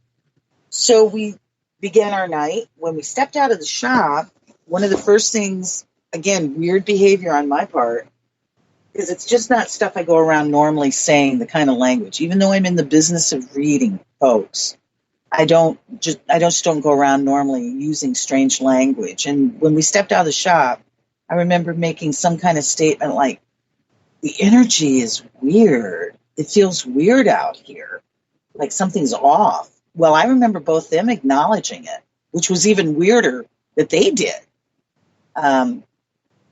Following what I had said. So we all seem to take note of that. Don't know how to explain that any further either. I just always try to tell folks, your hoods, where you live, your environments. And if something's different, you're generally aware of that. And so that's what I felt like we were experiencing. Something was different. And so we take off on foot and we head for Bourbon. We were only 2-3 blocks away. So we start off on Bourbon, and we decide we're going to start at our first stop, and I'll have Chad pick that up because he used to work at this place. Yeah, we kind of snaked around to Bourbon Street going, and we thought we'd go to a place that I used to work at. It was called 7-Eleven at the time. Now we are also taking note that there's no people. Right. On the streets. We're like, where's everybody at? This right. is weird, you know, even because there's a few stragglers. Yeah, there's a few stragglers, but where is everybody? It's unusually slow. Unusually like nobody around. And we're taking note of it. And but we're going to a place that we know. Mm-hmm. We knew the band. We knew the bartender. We knew this was a place I used to work and that we would hang out with, after work or whatever. And we get there and there's no one there except one guy. And he's like the manager that used to manage when I worked there. But there's the band's not there. There's no people. There's no people. There's nobody. No. There's just him. Just him. In a huge place.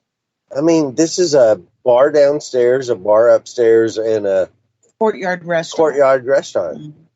There's no people. Nobody. Just him. So we sat there for a few minutes. We talked to him. He shows us. He was a Mardi Gras Indian, and he takes us upstairs to show us his regalia, his costume, and it was. We went downstairs, and then we kept moving.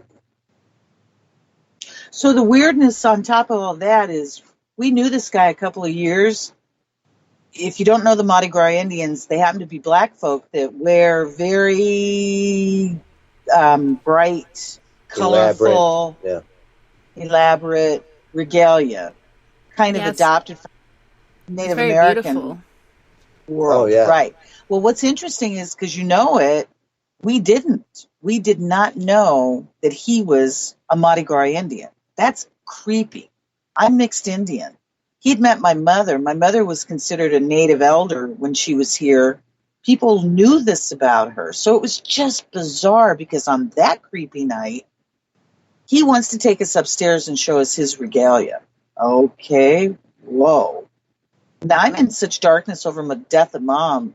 I don't think that too much can shock me, but I'm taking note of all this weirdness. Okay, we're polite. He loves us. We love him. He offered us a house drink. We accepted it, but none of us remember drinking anything. We just remember being bored and getting out of there, because we're going to go find a party if it kills me. Right. We're looking for, people to hang out with. Humans. Not party. just a bartender, Right. know. So we walk down, we stop at a couple of other places that were like local, but there was, again, we would look in and there was nobody there, just like the bartender or whatever. One person. We end up at right around Frenchman Street, which is The opposite side of where we started. yeah, it's like Esplanade area, Frenchman, and what they also call the Marigny Triangle. And this is at the tip of the triangle. And I don't know if you know about triangles, and it's pointed towards the river. So, and we'll get into that when y'all get down here, because you have to kind of see it to understand it.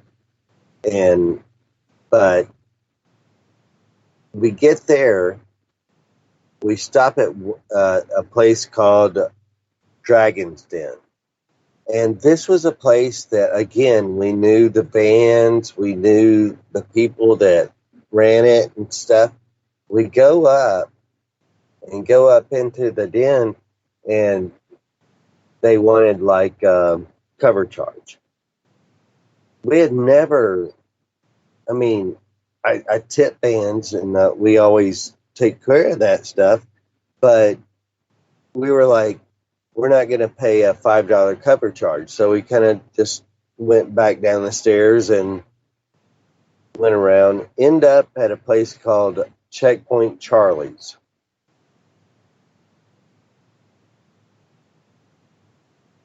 So we're sitting there. We get over to Checkpoint Charlie's, and we kind of look in there, and again, nobody. Now we're at, okay, so we started off on Bourbon Street where the tourists usually hang out. If the tourists aren't going on, it's usually like the local bars will go on. Well, now we're at a local bar, still nothing going on. Now we're not drinking, we're not anything going on. So we look in the bar, nobody's there. The difference on this experience, though, is that this is an old dive, and the door is wide open. So the difference is, on this night, don't ever remember it in the past. Now, we didn't live in these bars, but these were our places we went to, so we were pretty familiar. On this particular weird night, there seemed to be a doorman. That's bizarre. This is a big-ass dive. Excuse me. Right. And we got a doorman. And not only was he a doorman, he's a little guy. He's an adorable little blonde guy. He looked like a surfer boy. And he looked like he was around the same age as our friend. And she's pretty and blonde, and she came up out of the oceans herself. She'd spent a lot of time in that part of the world. So it was almost like I took note of that. Oh, this is what in the world? But that's cute. At least she's got somebody cute He's smiling. He's friendly. He's adorable. He's very friendly. And they seem to start connecting quickly, just talking. I breeze past him, and the door is wide open. I look in, and like Chad said, there's nobody there. There's nobody there. I didn't even see a bartender in this one. Now I'm over it. I'm done. And so it's somewhere around 11. So we've been an hour and a half from one end to the other, no alcohol, no drugs. And it did not appear that there was anybody around to drug us, because I've said it always and I'm consistent. I would have so preferred that versus what we were left, because up till then, we're just dealing with just where is everybody? So I say to Chad, I don't want to do this anymore. I tell him privately, while our friend and the little cutie blonde guy are visiting each other, standing there. I move away from him. There's a stoop, like half a block down. I go sit down on the stoop. Chad comes behind me. I say to him, kind of under my voice, I'm just done. I just want to go home, Chad. Now, we lived, excuse me, several blocks away. But at this point, I want to go home so bad, I just want to catch a cab. Now, there weren't even cabs out, because anything that was considered normal was not happening that night. So Chad, as I say that to him, I just want to go home, like Dorothy in Kansas. That is absolutely the last thing that I remember consciously. The next thing that I know, it's 11 o'clock that night. I have just said that to Chad, sitting on that stoop. The next thing I know, I'm sitting straight up in my living room. It's the next morning, somewhere between 8 and 9. And I'm sitting straight up, cross-legged, excuse me, and I'm rubbing my arms. And I always emphasize this. I didn't wake up. I came to. And again, huge difference. My eyes popped open and I came to. And I could feel something in my upper arm. And I also seemed to be the only one out of the three of us that had memory of what we call the in-between. I have no memory of coming off that corner at all, and I have no memory of being returned home. But that was my experience. And then we have an account of shape-shifting, werewolfy kind of experience that took place with Christine. That happened to her just prior, just days, or I'm not sure exactly how long prior, but it wasn't very long before the three of us had the night of missing time. She'd experienced shape-shifting, I call him Wolfie Boy, encounter that, and then led her into that night with us. Her account, and there's a lot to her story, but I'll just say it very quickly. Last thing she remembers is 11 o'clock, like the both of us do, on the corner. And then the next thing she knows, she's behind the steering wheel of her moving car. It is moving very slowly. It hit a parked car and it knocked her rear view mirror off. And this is what she says jolted her too. And she said she was someplace else in the city from where she parked the car that morning. And she has no memory of anything between coming off the corner. In fact, I asked her years later to put it in writing, her account of that night.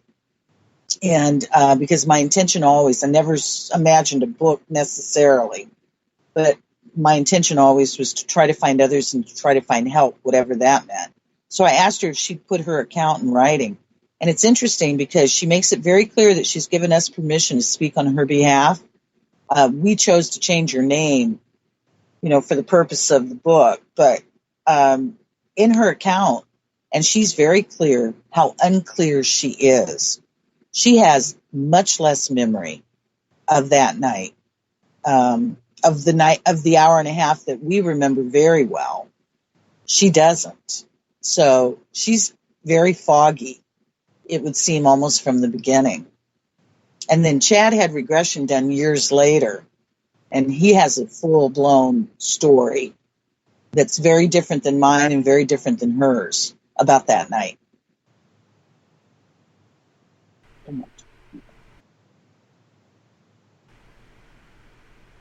Chad. Sorry, we Yes. just weren't sure where you wanted us to go from here. Okay. Chad? Well, yeah, Chad, go ahead with your part of the story. Okay, yeah. Like I said, like Alta said earlier, up until 11 o'clock is what her and I both totally agreed. The last thing I remember was being there on the street on the French Quarter, or on the Frenchman Street. So in my regression, what comes through is we're standing on that stoop. Christine walks down to us, and all of a sudden I see this bright light coming from around the corner. I get the girl's attention. We walk around the corner, and there's this bright orb, and it's probably about 12 foot in diameter. It's about 15 foot off the ground. It's about a half a block down the street, and it's sitting there, and it's a beautiful, bright, white, beautiful light. It sits there, and then it just comes towards us, and it just takes us in. It just Orbducts us. It just engulfs us.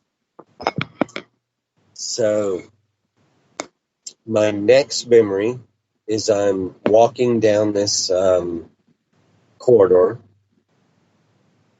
The walls are very metallic, no rivets, no bolts, no nothing like that. Very smooth. I'm following this little being. He's probably about 3.5, 4 foot tall. Big bulbous head, kind of a pale gray skin. But he's not like the little thin guys that you see on TV, not the little grays. He's kind of, he has substance to him. He's kind of dwarfish, or like a small person. He kind of waddles when he walks. We follow him. Now,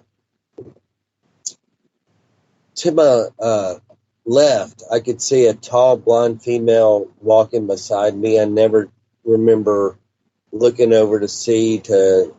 This does describe our friend that was with us, but like I said, I never turned to look to see if it was her that I remember. My next memory is I'm in this room, and it just seems infinite. It just seems so huge. It's very dark. I could see my immediate, and then off to my left, I could see a tall, blonde female laying on an examining table.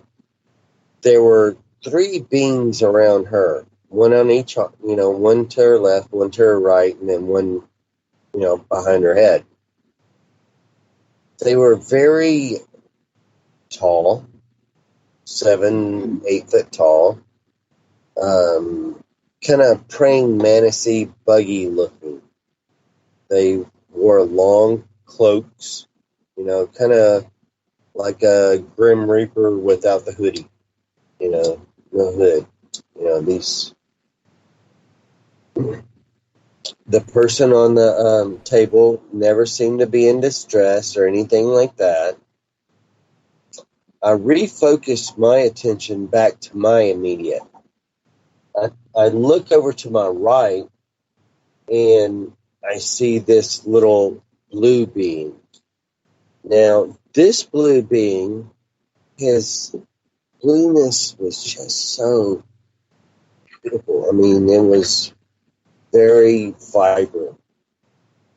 His aura, his presence seemed to be that of like a professor / scientist / shaman / just ancient knowledge. He goes over and he gets this box, and he has it in his right hand. He takes his left hand and puts it into the side of the box.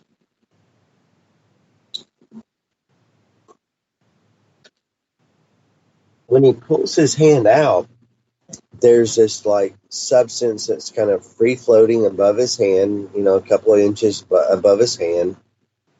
It kind of looks like that slime stuff that the kids play with, real thin, kind of glittery, metallic looking things floating around in it.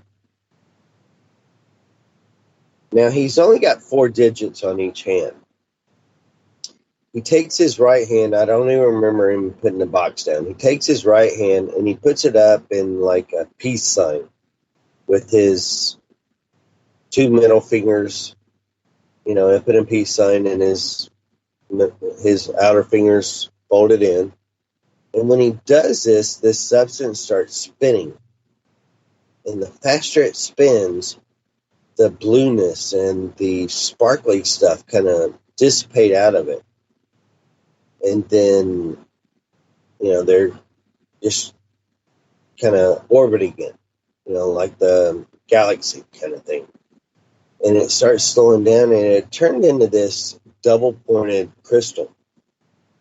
Very clean. And I remember thinking to him, why are you showing this to me? This is very important. And, I'm telling him, I'm not a doctor, I'm not a scientist. Why are you showing this to me? And he goes, I will tell you, you will know in time, or when it's time. Mooney in the chat room was wondering, did they have a certain smell? I remember no smells. I don't remember smelling anything. It was almost like very clean, very sanitized, maybe. I don't know. I don't remember any smell.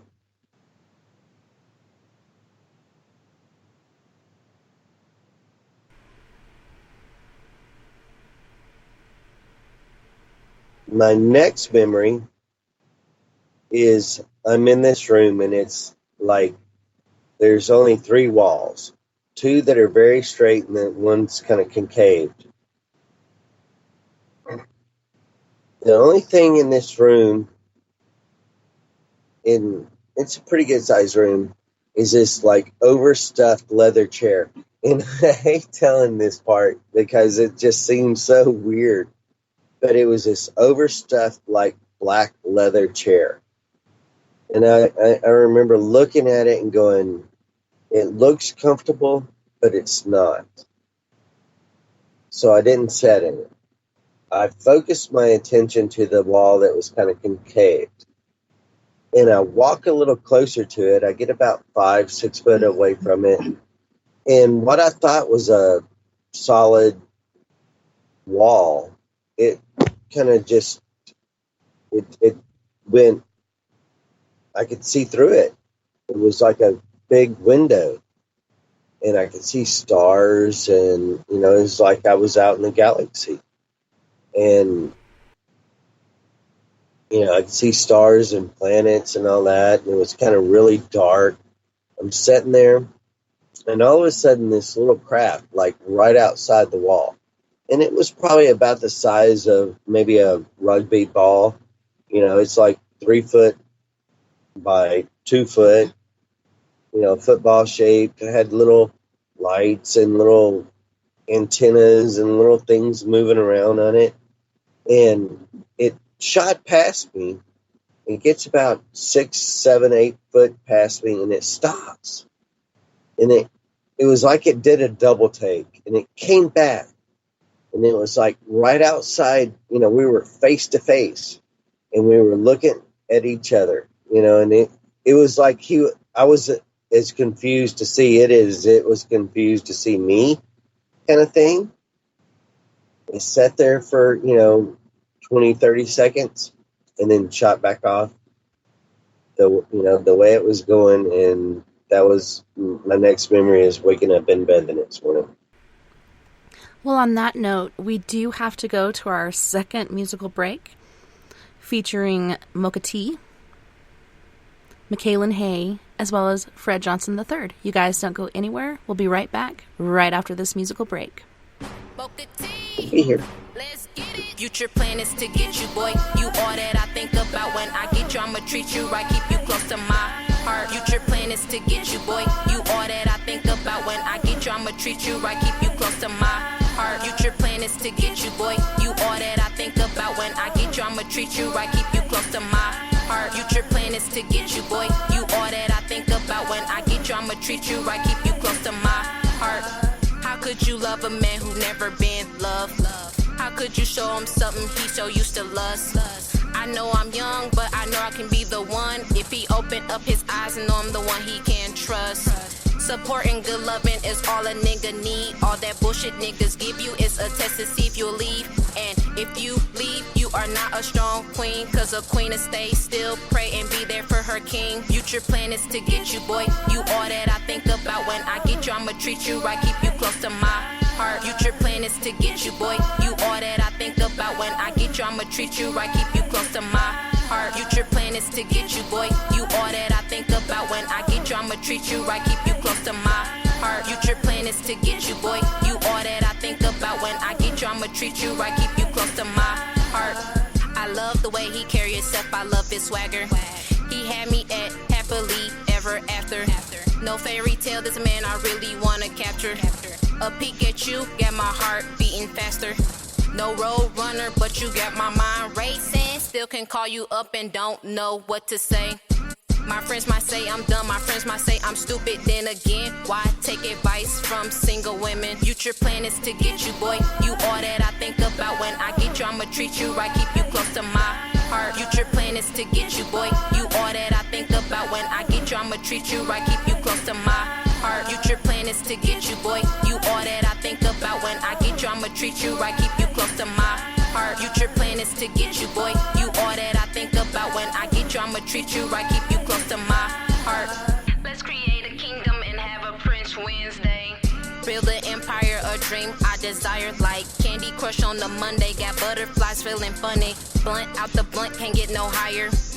Like a fiend who needs sexual healing. Boy, bless me with that business. You're my teacher, you got my undivided attention. Boy, would you come my way and answer a simple question?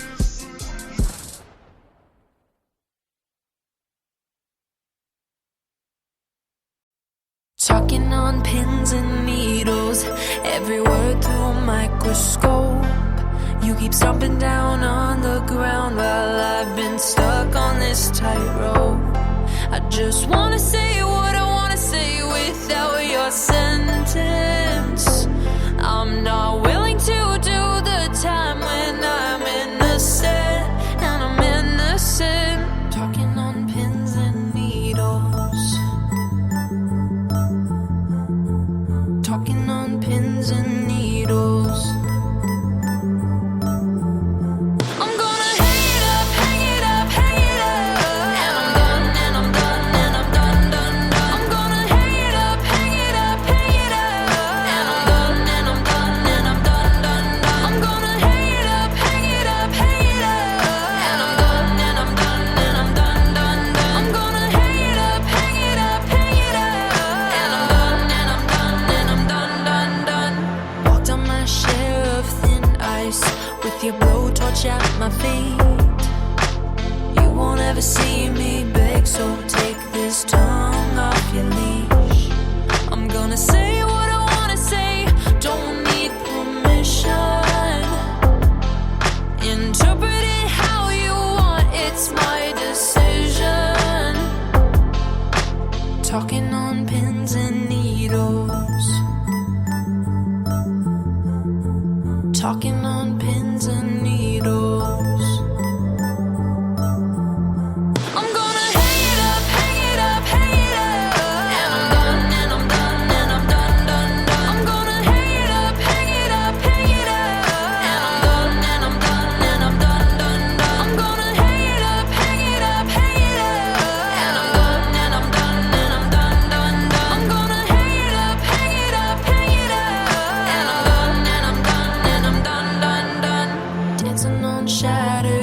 kicking the pieces all around.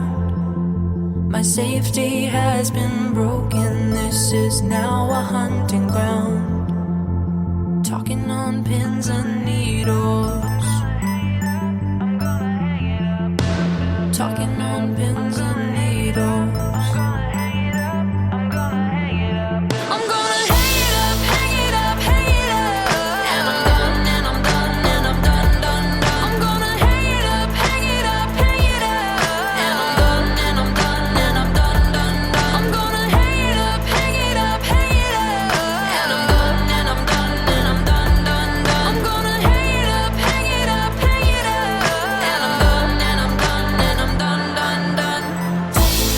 I'm gonna hang it up, I'm gonna hang it up, I'm gonna hang it up, talking about I'm gonna hang it up, I'm gonna hang it up, I'm gonna hang it up, talking about I'm gonna hang it up, I'm gonna hang it up, I'm gonna hang it up, talking about I'm gonna hang it up, I'm gonna hang it up, I'm gonna hang it up.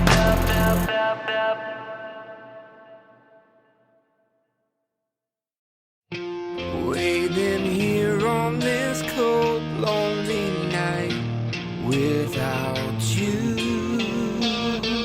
The tension's overbearing. Wondering, are you coming back home again? To inspire fondness with love. Where did our love go wrong? My sugar.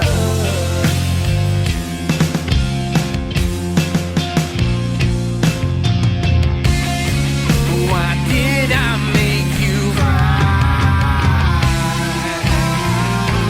Whispers flow through my mind when I think about you. That warm feeling in me. My heart sings a sad song and just melts away.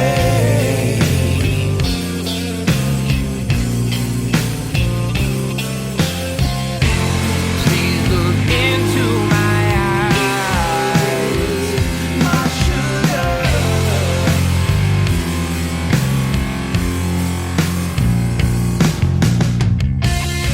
There's life in out there.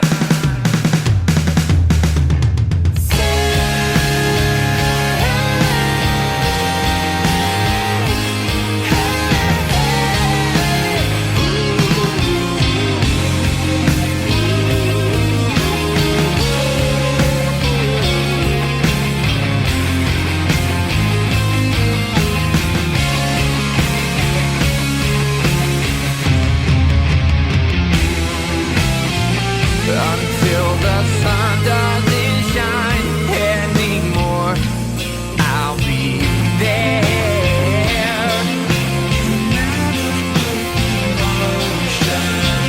When time is a memory, I'll know this love.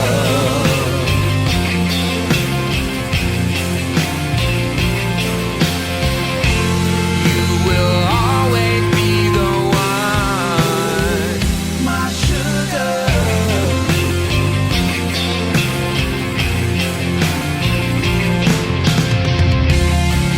The feeling is so strong. Waiting here on this cold, lonely night without you.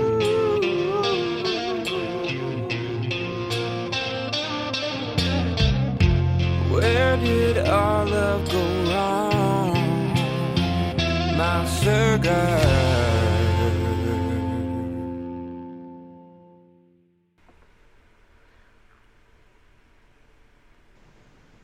Welcome back, everyone. Here we and are. Thanks so much for tuning in this evening, and we are joined by Chad and Alta Dillard. And Chad had just spoke about his incident with the Orbduction. So, Alta, what was your evening like after you were Orbducted and you gained the memory back of your Orbduction? Right. Well, so in my experience of that night, as I said, I'm the only one out of the three of us that it would seem came back with memory. So I had instant memory. When my eyes popped open, I'm all of a sudden going through like 2, 3 experiences all at one time. One is the reality I'm in my house. It's the next day. The other is the reality of I'm having instant memory of what I call the in-between of that night. And I'm also feeling something in my upper arm that was not there the night before. So I got all this happening to me at one time. So in my memory, because I haven't been able to get regress to fill in any other blanks. So all I can share with you is what the memory is. And so 1 minute, I'm on that corner. And then the next thing I know, I'm standing on the edge of a crater. The crater, my surroundings, just to kind of paint a picture, the coloring is all in black and white, gray, silver, blonde. So that's the coloring. So I feel like I'm in an environment that looked like the black and white movies of the so-called moon landing. That's what it looks like I'm in the middle of. So I'm on the edge of this crater. I'm looking down. It's big. It's a big crater. And it's at the bottom of it, I see a metallic, what I think is a building. It's rectangle shape. I thought at first it was a warehouse kind of shape. Now of course, I know nothing, but I have no idea what it was. It was metallic, it was large, and there was no movement down at the bottom of that crater of any kind. So nothing appeared to be alive or anything like that. Just this building or this structure, this metallic, whatever I was looking at. So then, before I could spend much more time with that, my gaze came upward, and I'm still just standing on the edge of this crater. I haven't moved, and my gaze comes upward. And as now my head is rising back up again from looking down, what I'm taking note of is the crater seems to be surrounded, the edge of it on the top seems to be surrounded in lights, or orbs of light. They're oblong, round. They're bigger than a bread box, if anybody knows what that old word means. And they are around, as I said, the edge of the perimeter of this crater top. They seem to have consciousness. They seem to have, I don't know, they seem to be alive of some kind of weirdness. As I'm now really fascinated with these orbs of light, they're not moving. Everything is stationary. Before I know it, something's got my attention to look behind me. I don't completely turn around. I just somewhat pivot around. And several feet away from me is a pile of people. When I say a pile, 3, maybe 4, but I'm thinking more than number 3. It's not like there's a lot of them, but they appear human. They appear to be of different ages, and they're all dressed. Nobody looks hurt. They seem to be in suspended animation is the only words that come to mind. And they appear to be dogpiled, if you understand what I mean by that. My normal behavior, because I oftentimes get in the way wanting to fix or help something if I can, my normal behavior would have been to move towards them to try to figure out what the hey. Why are you all piled on each other? But before I could act on that, now I turn back around, excuse me, because I'm aware now that there's someone standing right next to me on the edge of the crater. As soon as I turn back around and I'm aware, my words, just so you understand the gravity of how important she felt to me, was, it's her. I have no idea what that means, but what I'm aware of is that I'm standing right next to a female that seems to be over 6 feet tall, because I have to kind of crank my head back to look up at her. She's in a bodysuit, appearing. She's got long blonde hair, and the only other way to shorten all of that for you is to say that she is. I had no idea until I'm having this experience. She seemed to be my ideal of perfection. She was perfect, is perfect. So, with that emotion, that kind of giving you an idea of what I was taking in, I also was so happy. In fact, I get there right now just repeating it. I do every time I get the chance to talk about it because I was just so happy to be with her. I didn't care who she was. I didn't care who I was. I didn't care where we were. I didn't care about anything. I often say it was like I was a child. And I also say if I'd have had a tail, it was wagging off. I was so happy to be with her. So as I'm taking all that in, before I know it, my gaze goes further up above her, and now I'm looking above me in the sky, and I'm surrounded in a black sky with stars. I thought they were stars that were so beautiful. I described them like the cliche diamonds, like they were diamonds literally in that sky. So I'm so happy. I'm in that state of bliss with her. And now I got that beautiful sky. So as I'm falling into all of that love, one of those stars began to move, and then others joined in. And I went from the only way I know how to describe it is I went from this state of such perfection, happiness, that then it turned to, the only word that comes to mind is terror. My heart started panic. That's probably a better word. Thank you, Chad. Because my heart started racing like it was racing out of my chest. I became so fearful because all of a sudden, if there's such a thing as consciousness, when you're having something happening to you, like whatever was happening with me, I had some kind of logic pop in. What the hey? And the logic was saying to me, stars don't do that.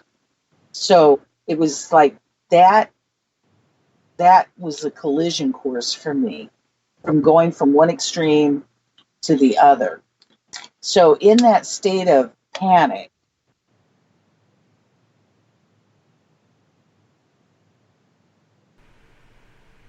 Okay, I can't hear you anymore, Alta. Okay, there you are. Sorry about that. Are you there? Yeah. She said in her state of panic, and then I lost her. Oh, you're right. So I went from a state, I was in this state of panic. She spoke to me telepathically in a tone that I can't even imagine trying to describe it. It was so beautiful, melodic. And her words were, she called me by name. It was all in English. And she said, Alta, don't be afraid. They're just scanning you. So I can't even duplicate the beauty of the sound that was coming at me. But at that very moment, I heard that. And then the next thing I know, I'm coming to sitting up in my living room the next morning with this, I call it an unknown in my upper arm that was not there the night before. I also had, just very briefly, probably not a full day, maybe 24 hours, if that long, I think, without sounding exaggerating, handprints around both my arms that looked like I'd been held or grabbed from behind. Chad's the one that discovered those, and they were bruises, and there was no pain. There's never been pain with any of this, physical, that I have memory of. But these handprints were just 4-digit, and they were very long fingered. And that unknown, that object I still have. I've had another experience years later where I have a second unknown in my wrist of the same arm. That one won't take an x-ray. The first one I've had x-rays done of a couple of times. The one in my wrist won't take an x-ray at all. I'd have to. It was captured on ultrasound done by a personal friend of mine. And I'm pretty sure she did that just to see if I was crazy. And I'm sorry to say she discovered I'm not. And so she's the one that actually was able to identify. And I guess if there's any peace of mind to help me know I'm not crazy, there's something in my wrist. So I tried to get that x-ray, and it won't take a picture. So, yeah, crazy. And that seems that, to the best of our knowledge, between the three of us, I seem to be the only one with these unknowns. Unless Chad would care to share with you what he's not, I don't think, told anybody else. And we've done quite a few interviews over the years. What you just went through recently with your ear. Yeah. Well, he's saying no, so I don't want to sound well, it's crazy. not there anymore, so I didn't want to go into it. So, All right. Yes, there you have it. And that was just, like you were saying, this last Valentine's Day, correct? When you had this other event happen. Right. So we've had several things happen since we've returned in 2016. One of them is that infamous apartment above the Voodoo Temple caught on fire and was destroyed right around the time we returned here. That was one of the bizarreness. Another is we've done a lot of radio and podcasts, not by choice originally.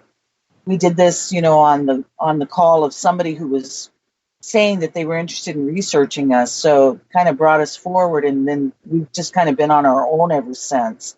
In all the years we've done interviews, we've never had, that I'm aware of, we've never had EVPs or anything picked up in the interviews until, again, we returned here. So last year, where are we? Maybe it was 2017, somewhere in that time frame, and then maybe 2018. One of the interviews we did, and this is all, if anybody ever wanted to see any of this, of course, these are all recorded, archived, but one of the interviews, the guy was on video interviewing us. We're just on audio. He has a co-host that's in another state, a woman. And while we're talking, you see his reaction through all of this. There's a very strange, I call it electronic, I don't know how else to describe, weird sound come across. While Chad was describing about the swamp witch or the swamp werewolf called Rougarou, it's from this part of the country, Louisiana. He had just started talking about that, best that I can remember, in the interview, and all of a sudden this very weird electronic sound came across, very loud, and got the host's attention. I saw him react, and then a little later into the interview, while I was talking, maybe it was about the object in my arm, the unknown in my arm, all of a sudden, very distinct growling started coming across. At that point, he's reacting, the host, but more importantly, the co-host. She jumps in because she'd been muted the whole time, and she's making it real clear. She's repeating what she's hearing. She's repeating the growling. And then she's making it clear nothing's happening on her end. It's not coming from her. He's certainly making it clear it's not coming from him. So Alta and I wear headsets, so we try not to make any kind of noise or anything. So we know it's not coming from our end.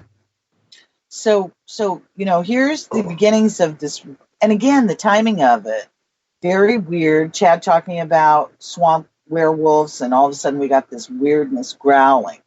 So then, not long after that, I don't remember, but somewhere in the same time frame, we're asked to do another interview by a guy who is very involved in cryptic studies, and now it seems he's open to all and very interested in all. And he's had some very interesting experiences himself. Well, while he's interviewing us, it's not heard until he edits the interview. And while he's editing, when Chad is talking about his dad owning a home in Houston, I think, Yeah. Texas area. Chad was talking about how that house was haunted, I think, right? Yeah, it had some weird things happen. There. Well, so Chad, in the conversation, in the interview, Chad's words were something like, it was a big house. And then all of a sudden you hear, only the dude only captured it when he edited it. You hear another man's voice, and it's extremely clear, in the background, repeating Chad's words. Yeah, it was like big house. Big house, right. It's Totally different. Yeah. Totally different. Because it's just me and Chad and our dog here with us. Dude was all by himself that was interviewing us. And then, as I said, he captured it in the edit. And it's extremely distinct. So these kinds of things seem to be leading us into Valentine's Day, again, of this year. Chad's my super Uber driver because we live outside of the quarter now, probably about 20 miles or 30 minutes or whatever the case may be. And it looks like we're kind of out in the boonies, sort of out in the country. It's pleasant because just within a short distance, you're in craziness called the French Quarter. So he's my driver, drives me in, drops me right off at the front of the door. I work in another shop now in the quarter, just literally around the corner from where I was working the night of the Orbduction back in '97. So on this particular night, I got off. Now my time has changed, but on this night I got off at 9:00, and it's spot on. I'm usually done either before or right at that time. Shop closes at that time also. Okay, so normal behavior is I call Chad, and he's there as soon as he can be there, depending on, the craziness in the quarter, because traffic is insane and humans are insane. And so, right. And so this particular night, I call, it's Valentine's, and we kind of think that is a personal anniversary. He answers almost immediately the call, but his tone is not nice. It wasn't particularly mean, but it wasn't Chad. It was a different tone. And he indicated to me that he was just around the corner. Okay, well, that means it'll take him a minute at the longest, if he literally is just around the corner, to come and pick me up. I'll fast forward the story. It took Chad an hour to pick me up. Now, I'm calling Chad when he's not just there. He's answering my calls. Let me get to the second or the third call. Second or third call, when he's not there, I'm like starting to become very nervous. And when he picked the call up, I knew he was in the car because I could hear the blinker of him, the turn signal. But I also heard a creepy whisper. I didn't understand words. I didn't understand anything, but I heard a whisper. And then Chad. And I'm like, hey, like, are you okay? Well, his tone is getting more stern, and it's starting to sound, I don't want to say panicked, but different. And he's basically making it clear to me that I'm just around the corner. Now, this is kind of how he's answering me. And I'm saying, no, you're not. What does that mean? Where are you? I never get an answer out of him. He's never able to tell me where he was, what street. Well, again, we're talking about a 13-block square community. And where I'm at, he should just be there. So I'll have Chad pick it up to what he can recall from this. Yeah, it was just so crazy because when I'm sitting there and I'm talking to Alta, I go around the corner, I make the block, and then all of a sudden, I'm like... out of the quarter. Way out of the quarter. Way out of it. Down or down Canal towards like the. So for all of you that don't understand New Orleans, Canal is a major thoroughfare. It's extremely busy, and it takes you out of the quarter. Yeah, He ends up out of the I'm- quarter miles. I'm going down towards Canal. the graveyards, and I turn around, and I'm like, I don't know how I got there. I don't know what happened. He's driving the whole time. I'm driving. And he turns around in a stoplight and realizes, because he's going the wrong direction, that he's I'm going the wrong looking. direction. And I get out there.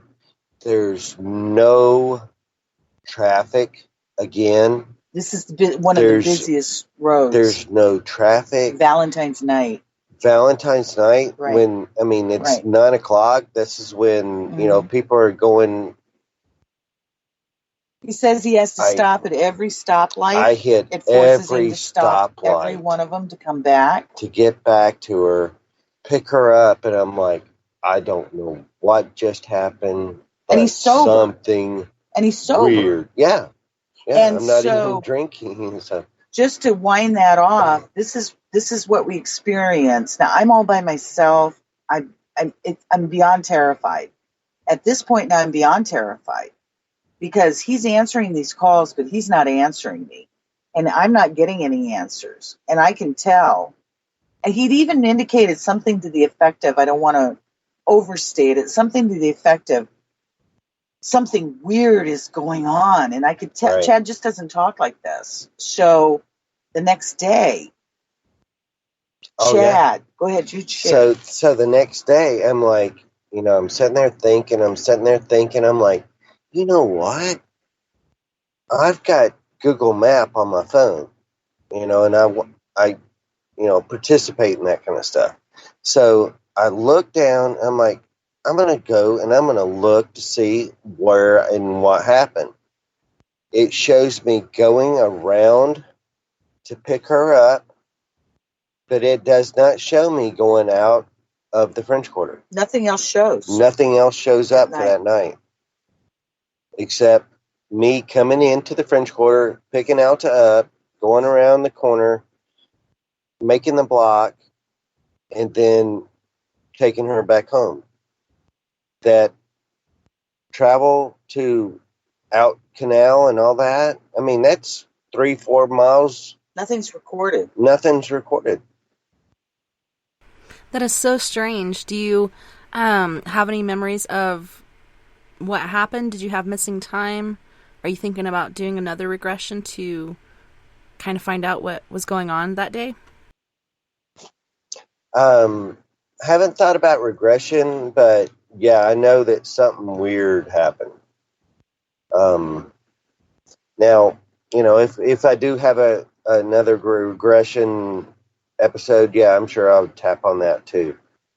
But because I'd like to go back to our 97 experience also. So, And for my benefit, we're always open to regression, but going to be extremely selective. right. And if I might also add, this experience was absolutely the most frightening for me because what it reminded me of is, first of all, and folks just don't think like this because unless you experience, how can you?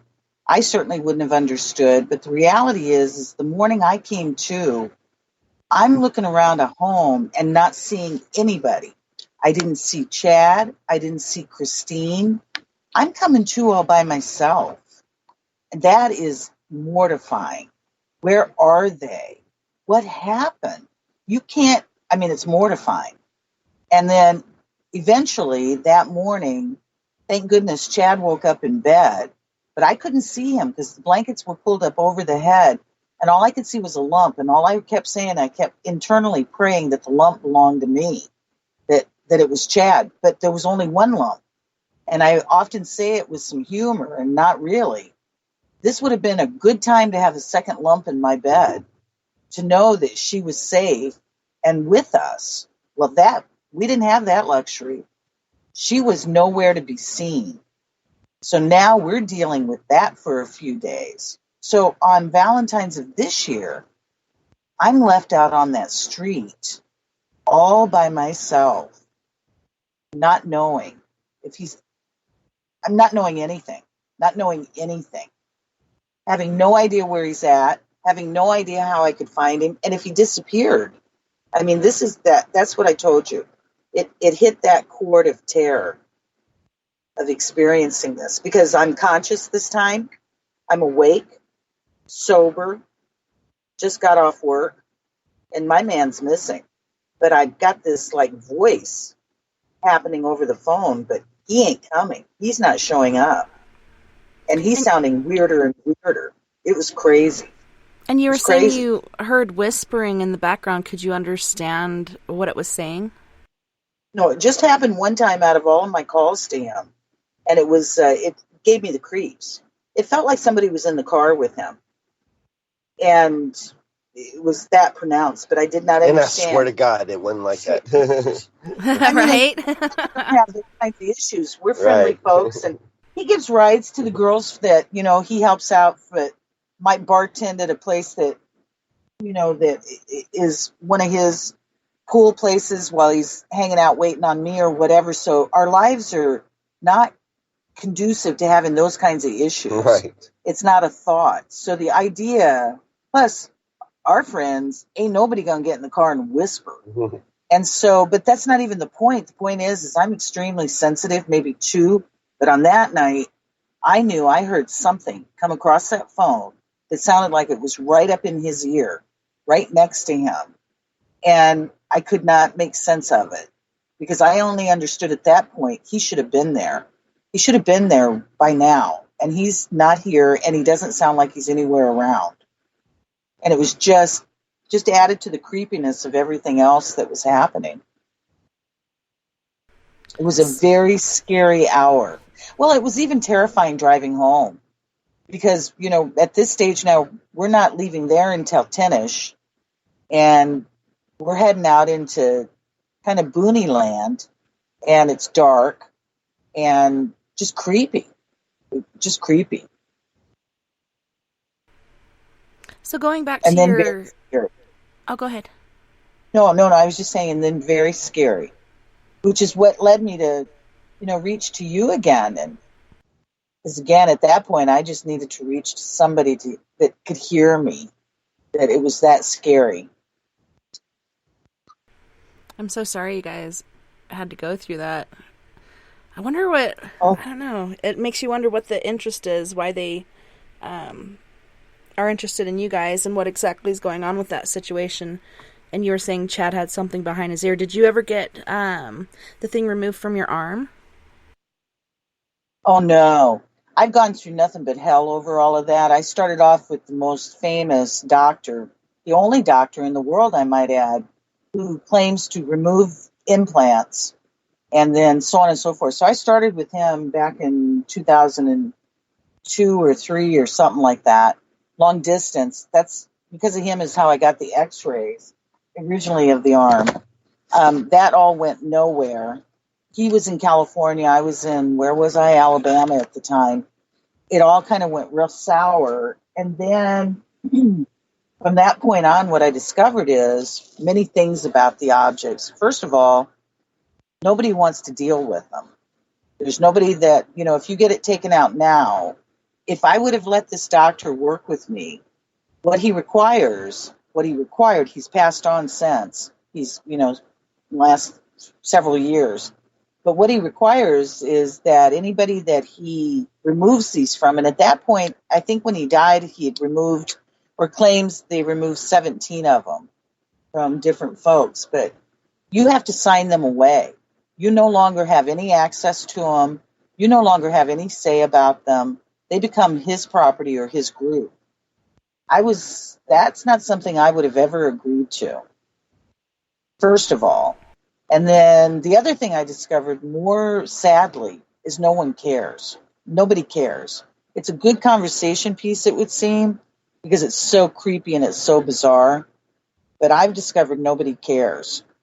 And the other thing is it costs a fortune to have the things done. People always say, did you what about MRIs? Well, who cares? First of all, if you have no insurance, and I don't, that's thousands of dollars. But most importantly is I've discovered, and I sound very hardened by it, and I don't mean it, it's just the truth, is that besides the insanity we've been put through over them, it doesn't matter. Nobody cares. It doesn't seem to be of interest of study. If it is, it's so private that nothing we understand. And I also, if I might add, because I don't get an opportunity too often to say this, I'm also convinced that they're not understandable. When people ask me, and they've done it now for 20 years, are you tagged? I'll say this, that's the last thing I ever expected that any of this is. This is so beyond anything that a human can comprehend. Anything. It's so beyond. So I'm pretty sure there are no answers.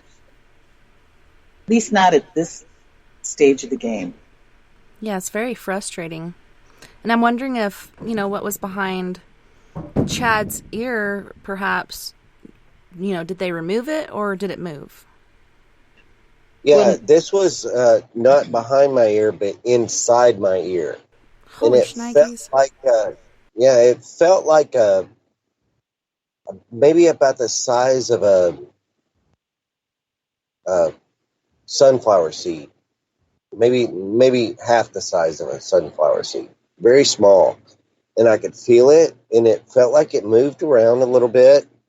And then all of a sudden, one day, actually, I think right after we had our interview with Caden is the only time I ever talked about it, because it had just kind of appeared. And then I talked about it with Caden and them, and then like the next week or two, it was gone. I woke up one morning and I went up to, mess with my ears, and it wasn't there anymore. Speaking of Caden, we have him on the line. Yay! Oh, yay! Hey, Caden. Hey guys, what's going on? Oh man, Good to waiting hear for you ya. guys. I hear ya. It's coming up with 2 weeks, and we all get to meet. Crazy. That's going to be so great. I can't wait for you guys all to be here. I'm super excited. Oh, no. I've always wanted to go to New Orleans, and this is just totally a different experience than I've always pictured. So I'm super stoked, and I can't wait to see the different places you guys want to show us, and the different experiences that are going on or that have happened there. And let me add, to the best of our knowledge, we're not contagious. It's not contagious. No, you all are Well, used to your own darn. crazy, but yeah. So far, it would seem it doesn't appear to be contagious. Let's pray not. I don't want nobody disappearing. Well, I'm not going to lie. I am really hoping that whenever, all of us get together that, especially me, Alyssa, and Tessa, I'm not going to wish that back on you guys, but I hope that we see something or are able to film something that just solidifies and proves what y'all have been through. For not just your sake, but also for scientific and publicity's sake, because... Yeah, we absolutely desired that. Yeah, Tessa knows, and you guys have, y'all have explained it to us. You do feel like people think that you're crazy because you have reached out for help over and over again just to basically be either stabbed in the back or nothing ever done. So to get that for y'all would be, phenomenal on both ends, because I love y'all. I will stand by my statement. You and Chad are me and Alyssa in the future. We just happen to be living on the same timeline. Like, it's ridiculous. Well, how fun is that, Caden? Because you've said that all along, and it could be the reality of it. That's what it's going to take, is for us to physically come together so that something could happen. It has happened to us before with another couple that just were a couple we love, and they love us. And they would come and join us when in a motorhome, we were traveling the Ohio Valley for 5 years, doing shows and arts and me doing readings and what have you. And this couple decided to come and spend a weekend with us. They live in Ohio, but where we were right outside of Serpent Mound. And if you don't know Serpent Mound, look into that. It's pretty amazing. It's like one of the oldest mounds. It's ancient. You guys live near there? Well, we were parked. We had a motorhome, and we were parked in a beautiful camp not far from Serpent Mound because we'd done a deal that weekend at Serpent Mound. We'd vendored there. So this couple came to join us and spend the weekend with us. And while they were with us, we were having these crazy, Chad and her. Yeah, we were sitting there, and we had this was like the first night of the first night of the festival. We had done the festival all day long, vendoring and everything. And we get back to the camp, and we're sitting there, and she smoked. So she opened up the door and, just kind of sitting in the door, and we're all sitting there talking in the camper.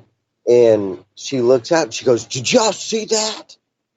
We're like, "No, we're inside. We can't see anything." Yeah, right. She goes, "Come out."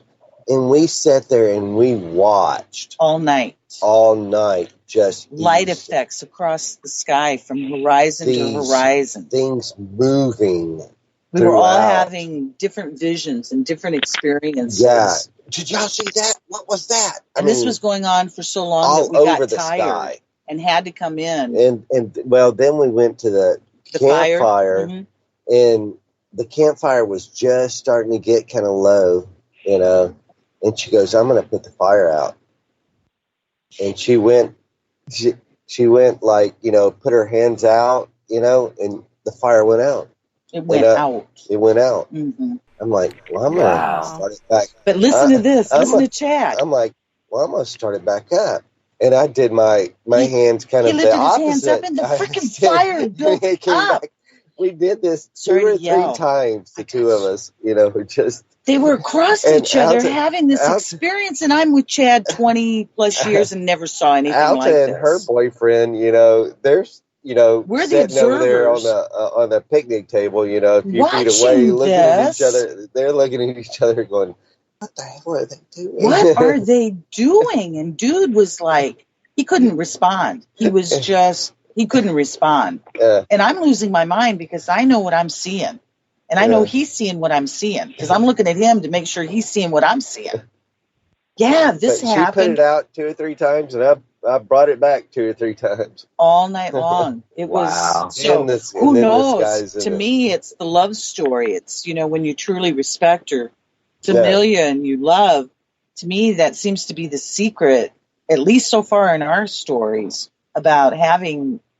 And the last time we were in that area, we stayed at another campground, and that's when we had our Sasquatch kind of weird thing. Oh yeah, happen. Crazy Sasquatch. And that was just up on the mountain in that same area. Mm-hmm. So, but I guess that's for another story. Story another time. But so, Caden, I think again, we're so looking forward, and we're so desiring to have experience with you all in the way that all I was referring to is we would never wish anybody to have to experience the fear part of this and having a loved one missing and you just can't account for it. That's just not something you want to ever experience. And it's just too scary. But again, they haven't hurt us. Whatever is going on with us, they've not hurt us. Right. It's and when we had our experience, or when I had my experience in 97, there was no fear, there was no anxiousness, there was no anxiety, there was no nothing. My blue being was totally positive experience. I don't believe that there's. I'm sure that we have come across negative energies, especially like in the French Quarter kind of thing. But there was nothing that we couldn't handle and like move away. Right. I'm just excited. I mean, because, you know, Tessa, we first started talking when, you know, on a different show, and I had seen a UFO before meeting or talking to y'all, but it was way, way off. Like, I couldn't even make out a shape or anything. I knew it wasn't a plane. It was way too high. It wasn't a satellite because it was moving way too fast. And it was, you know, not going in a straight line. It was back and forth, up and down, back and forth, up and down. Mm-hmm. Yeah, And then after satellites don't do that. talking, right, you know, I was like, well, it's got to be a UFO. And I was happy. But then, was it like a month ago, after talking to y'all this entire time, we had that one huge black UFO that came right by the house, just at a slow. I mean, I can make out every indentation, everything on it, and I'm just like, holy crap. So they know that we're getting close to meeting you guys, so I'm pretty excited about, you know, what's in store when we get down there and we put all of our energies together and start experimenting some stuff. Right. Well, I had this crazy internal message. There's no other way to describe it. After the 97 event, years to follow, I would say once we moved to Alabama in 2001, and we lived there for 11 years, we were buying a home and trying to stay rooted and, you know, White have that. fence. Yeah. And so I remember an internal message that was coming across to me, and I didn't know if I was generating it, creating it, or the reality of it was that I was to gather. I was to be like a gatherer. And I thought, gather who? Where? And then I just understood that it was a matter of just staying very focused, and no matter what was coming at us, to do my very best to keep rising above it and, you know, plunging forward literally about trying to find others. And I never even have understood what the others meant other than others. And to me, it was like, as it's been happening, it would just appear that it's for all of us, like the way we've all come together in such an interesting, strange, beautiful manner. I'll just share with you all before you get here, the woman that runs the park here that we live in right now temporarily, she made it real clear to me, because this is not a subject that's necessarily her thing, but she made it real clear to me that right before we got here, she almost indicated she was not blaming, but she'd almost take it that way, the way she said it to us. It was because of us this happened. She claimed she was sitting out in the park having a barbecue or what have you with a guy friend, and she says it's daylight, and she said a UFO, I can't remember exactly how she said it, but it seems like it, the way she described it, it swooped them. Like she said it was low and came right over their heads. Well, and you I'm guys, I'm sorry to interrupt, but we are at the end of our time. I just wanted to say thank you so much for being on my show. It's been awesome talking to you guys, and I can't wait to meet you and give you a hug. Yay. Thanks so much for having us. I can't wait to see you all. Everybody have a wonderful night. Thank you, you as well. And I'm so excited I can't contain myself. We're looking forward to it. And I wanted to thank you. I'm sorry, sweetie. I just wanted to pass my love on to Alyssa also. Oh, no worries. And thank you to all of our listeners on We Are Paradox Media, Facebook, Spreaker, Twitter, Periscope, iHeartRadio, and wherever else you may be listening in the Omniverse tonight. I had a wonderful time this evening, and I can't wait to do it again next weekend when we have Jack Kenna as well as R.L. Poole on the show. Don't forget, we're all in this together, and together we are Paradox Media.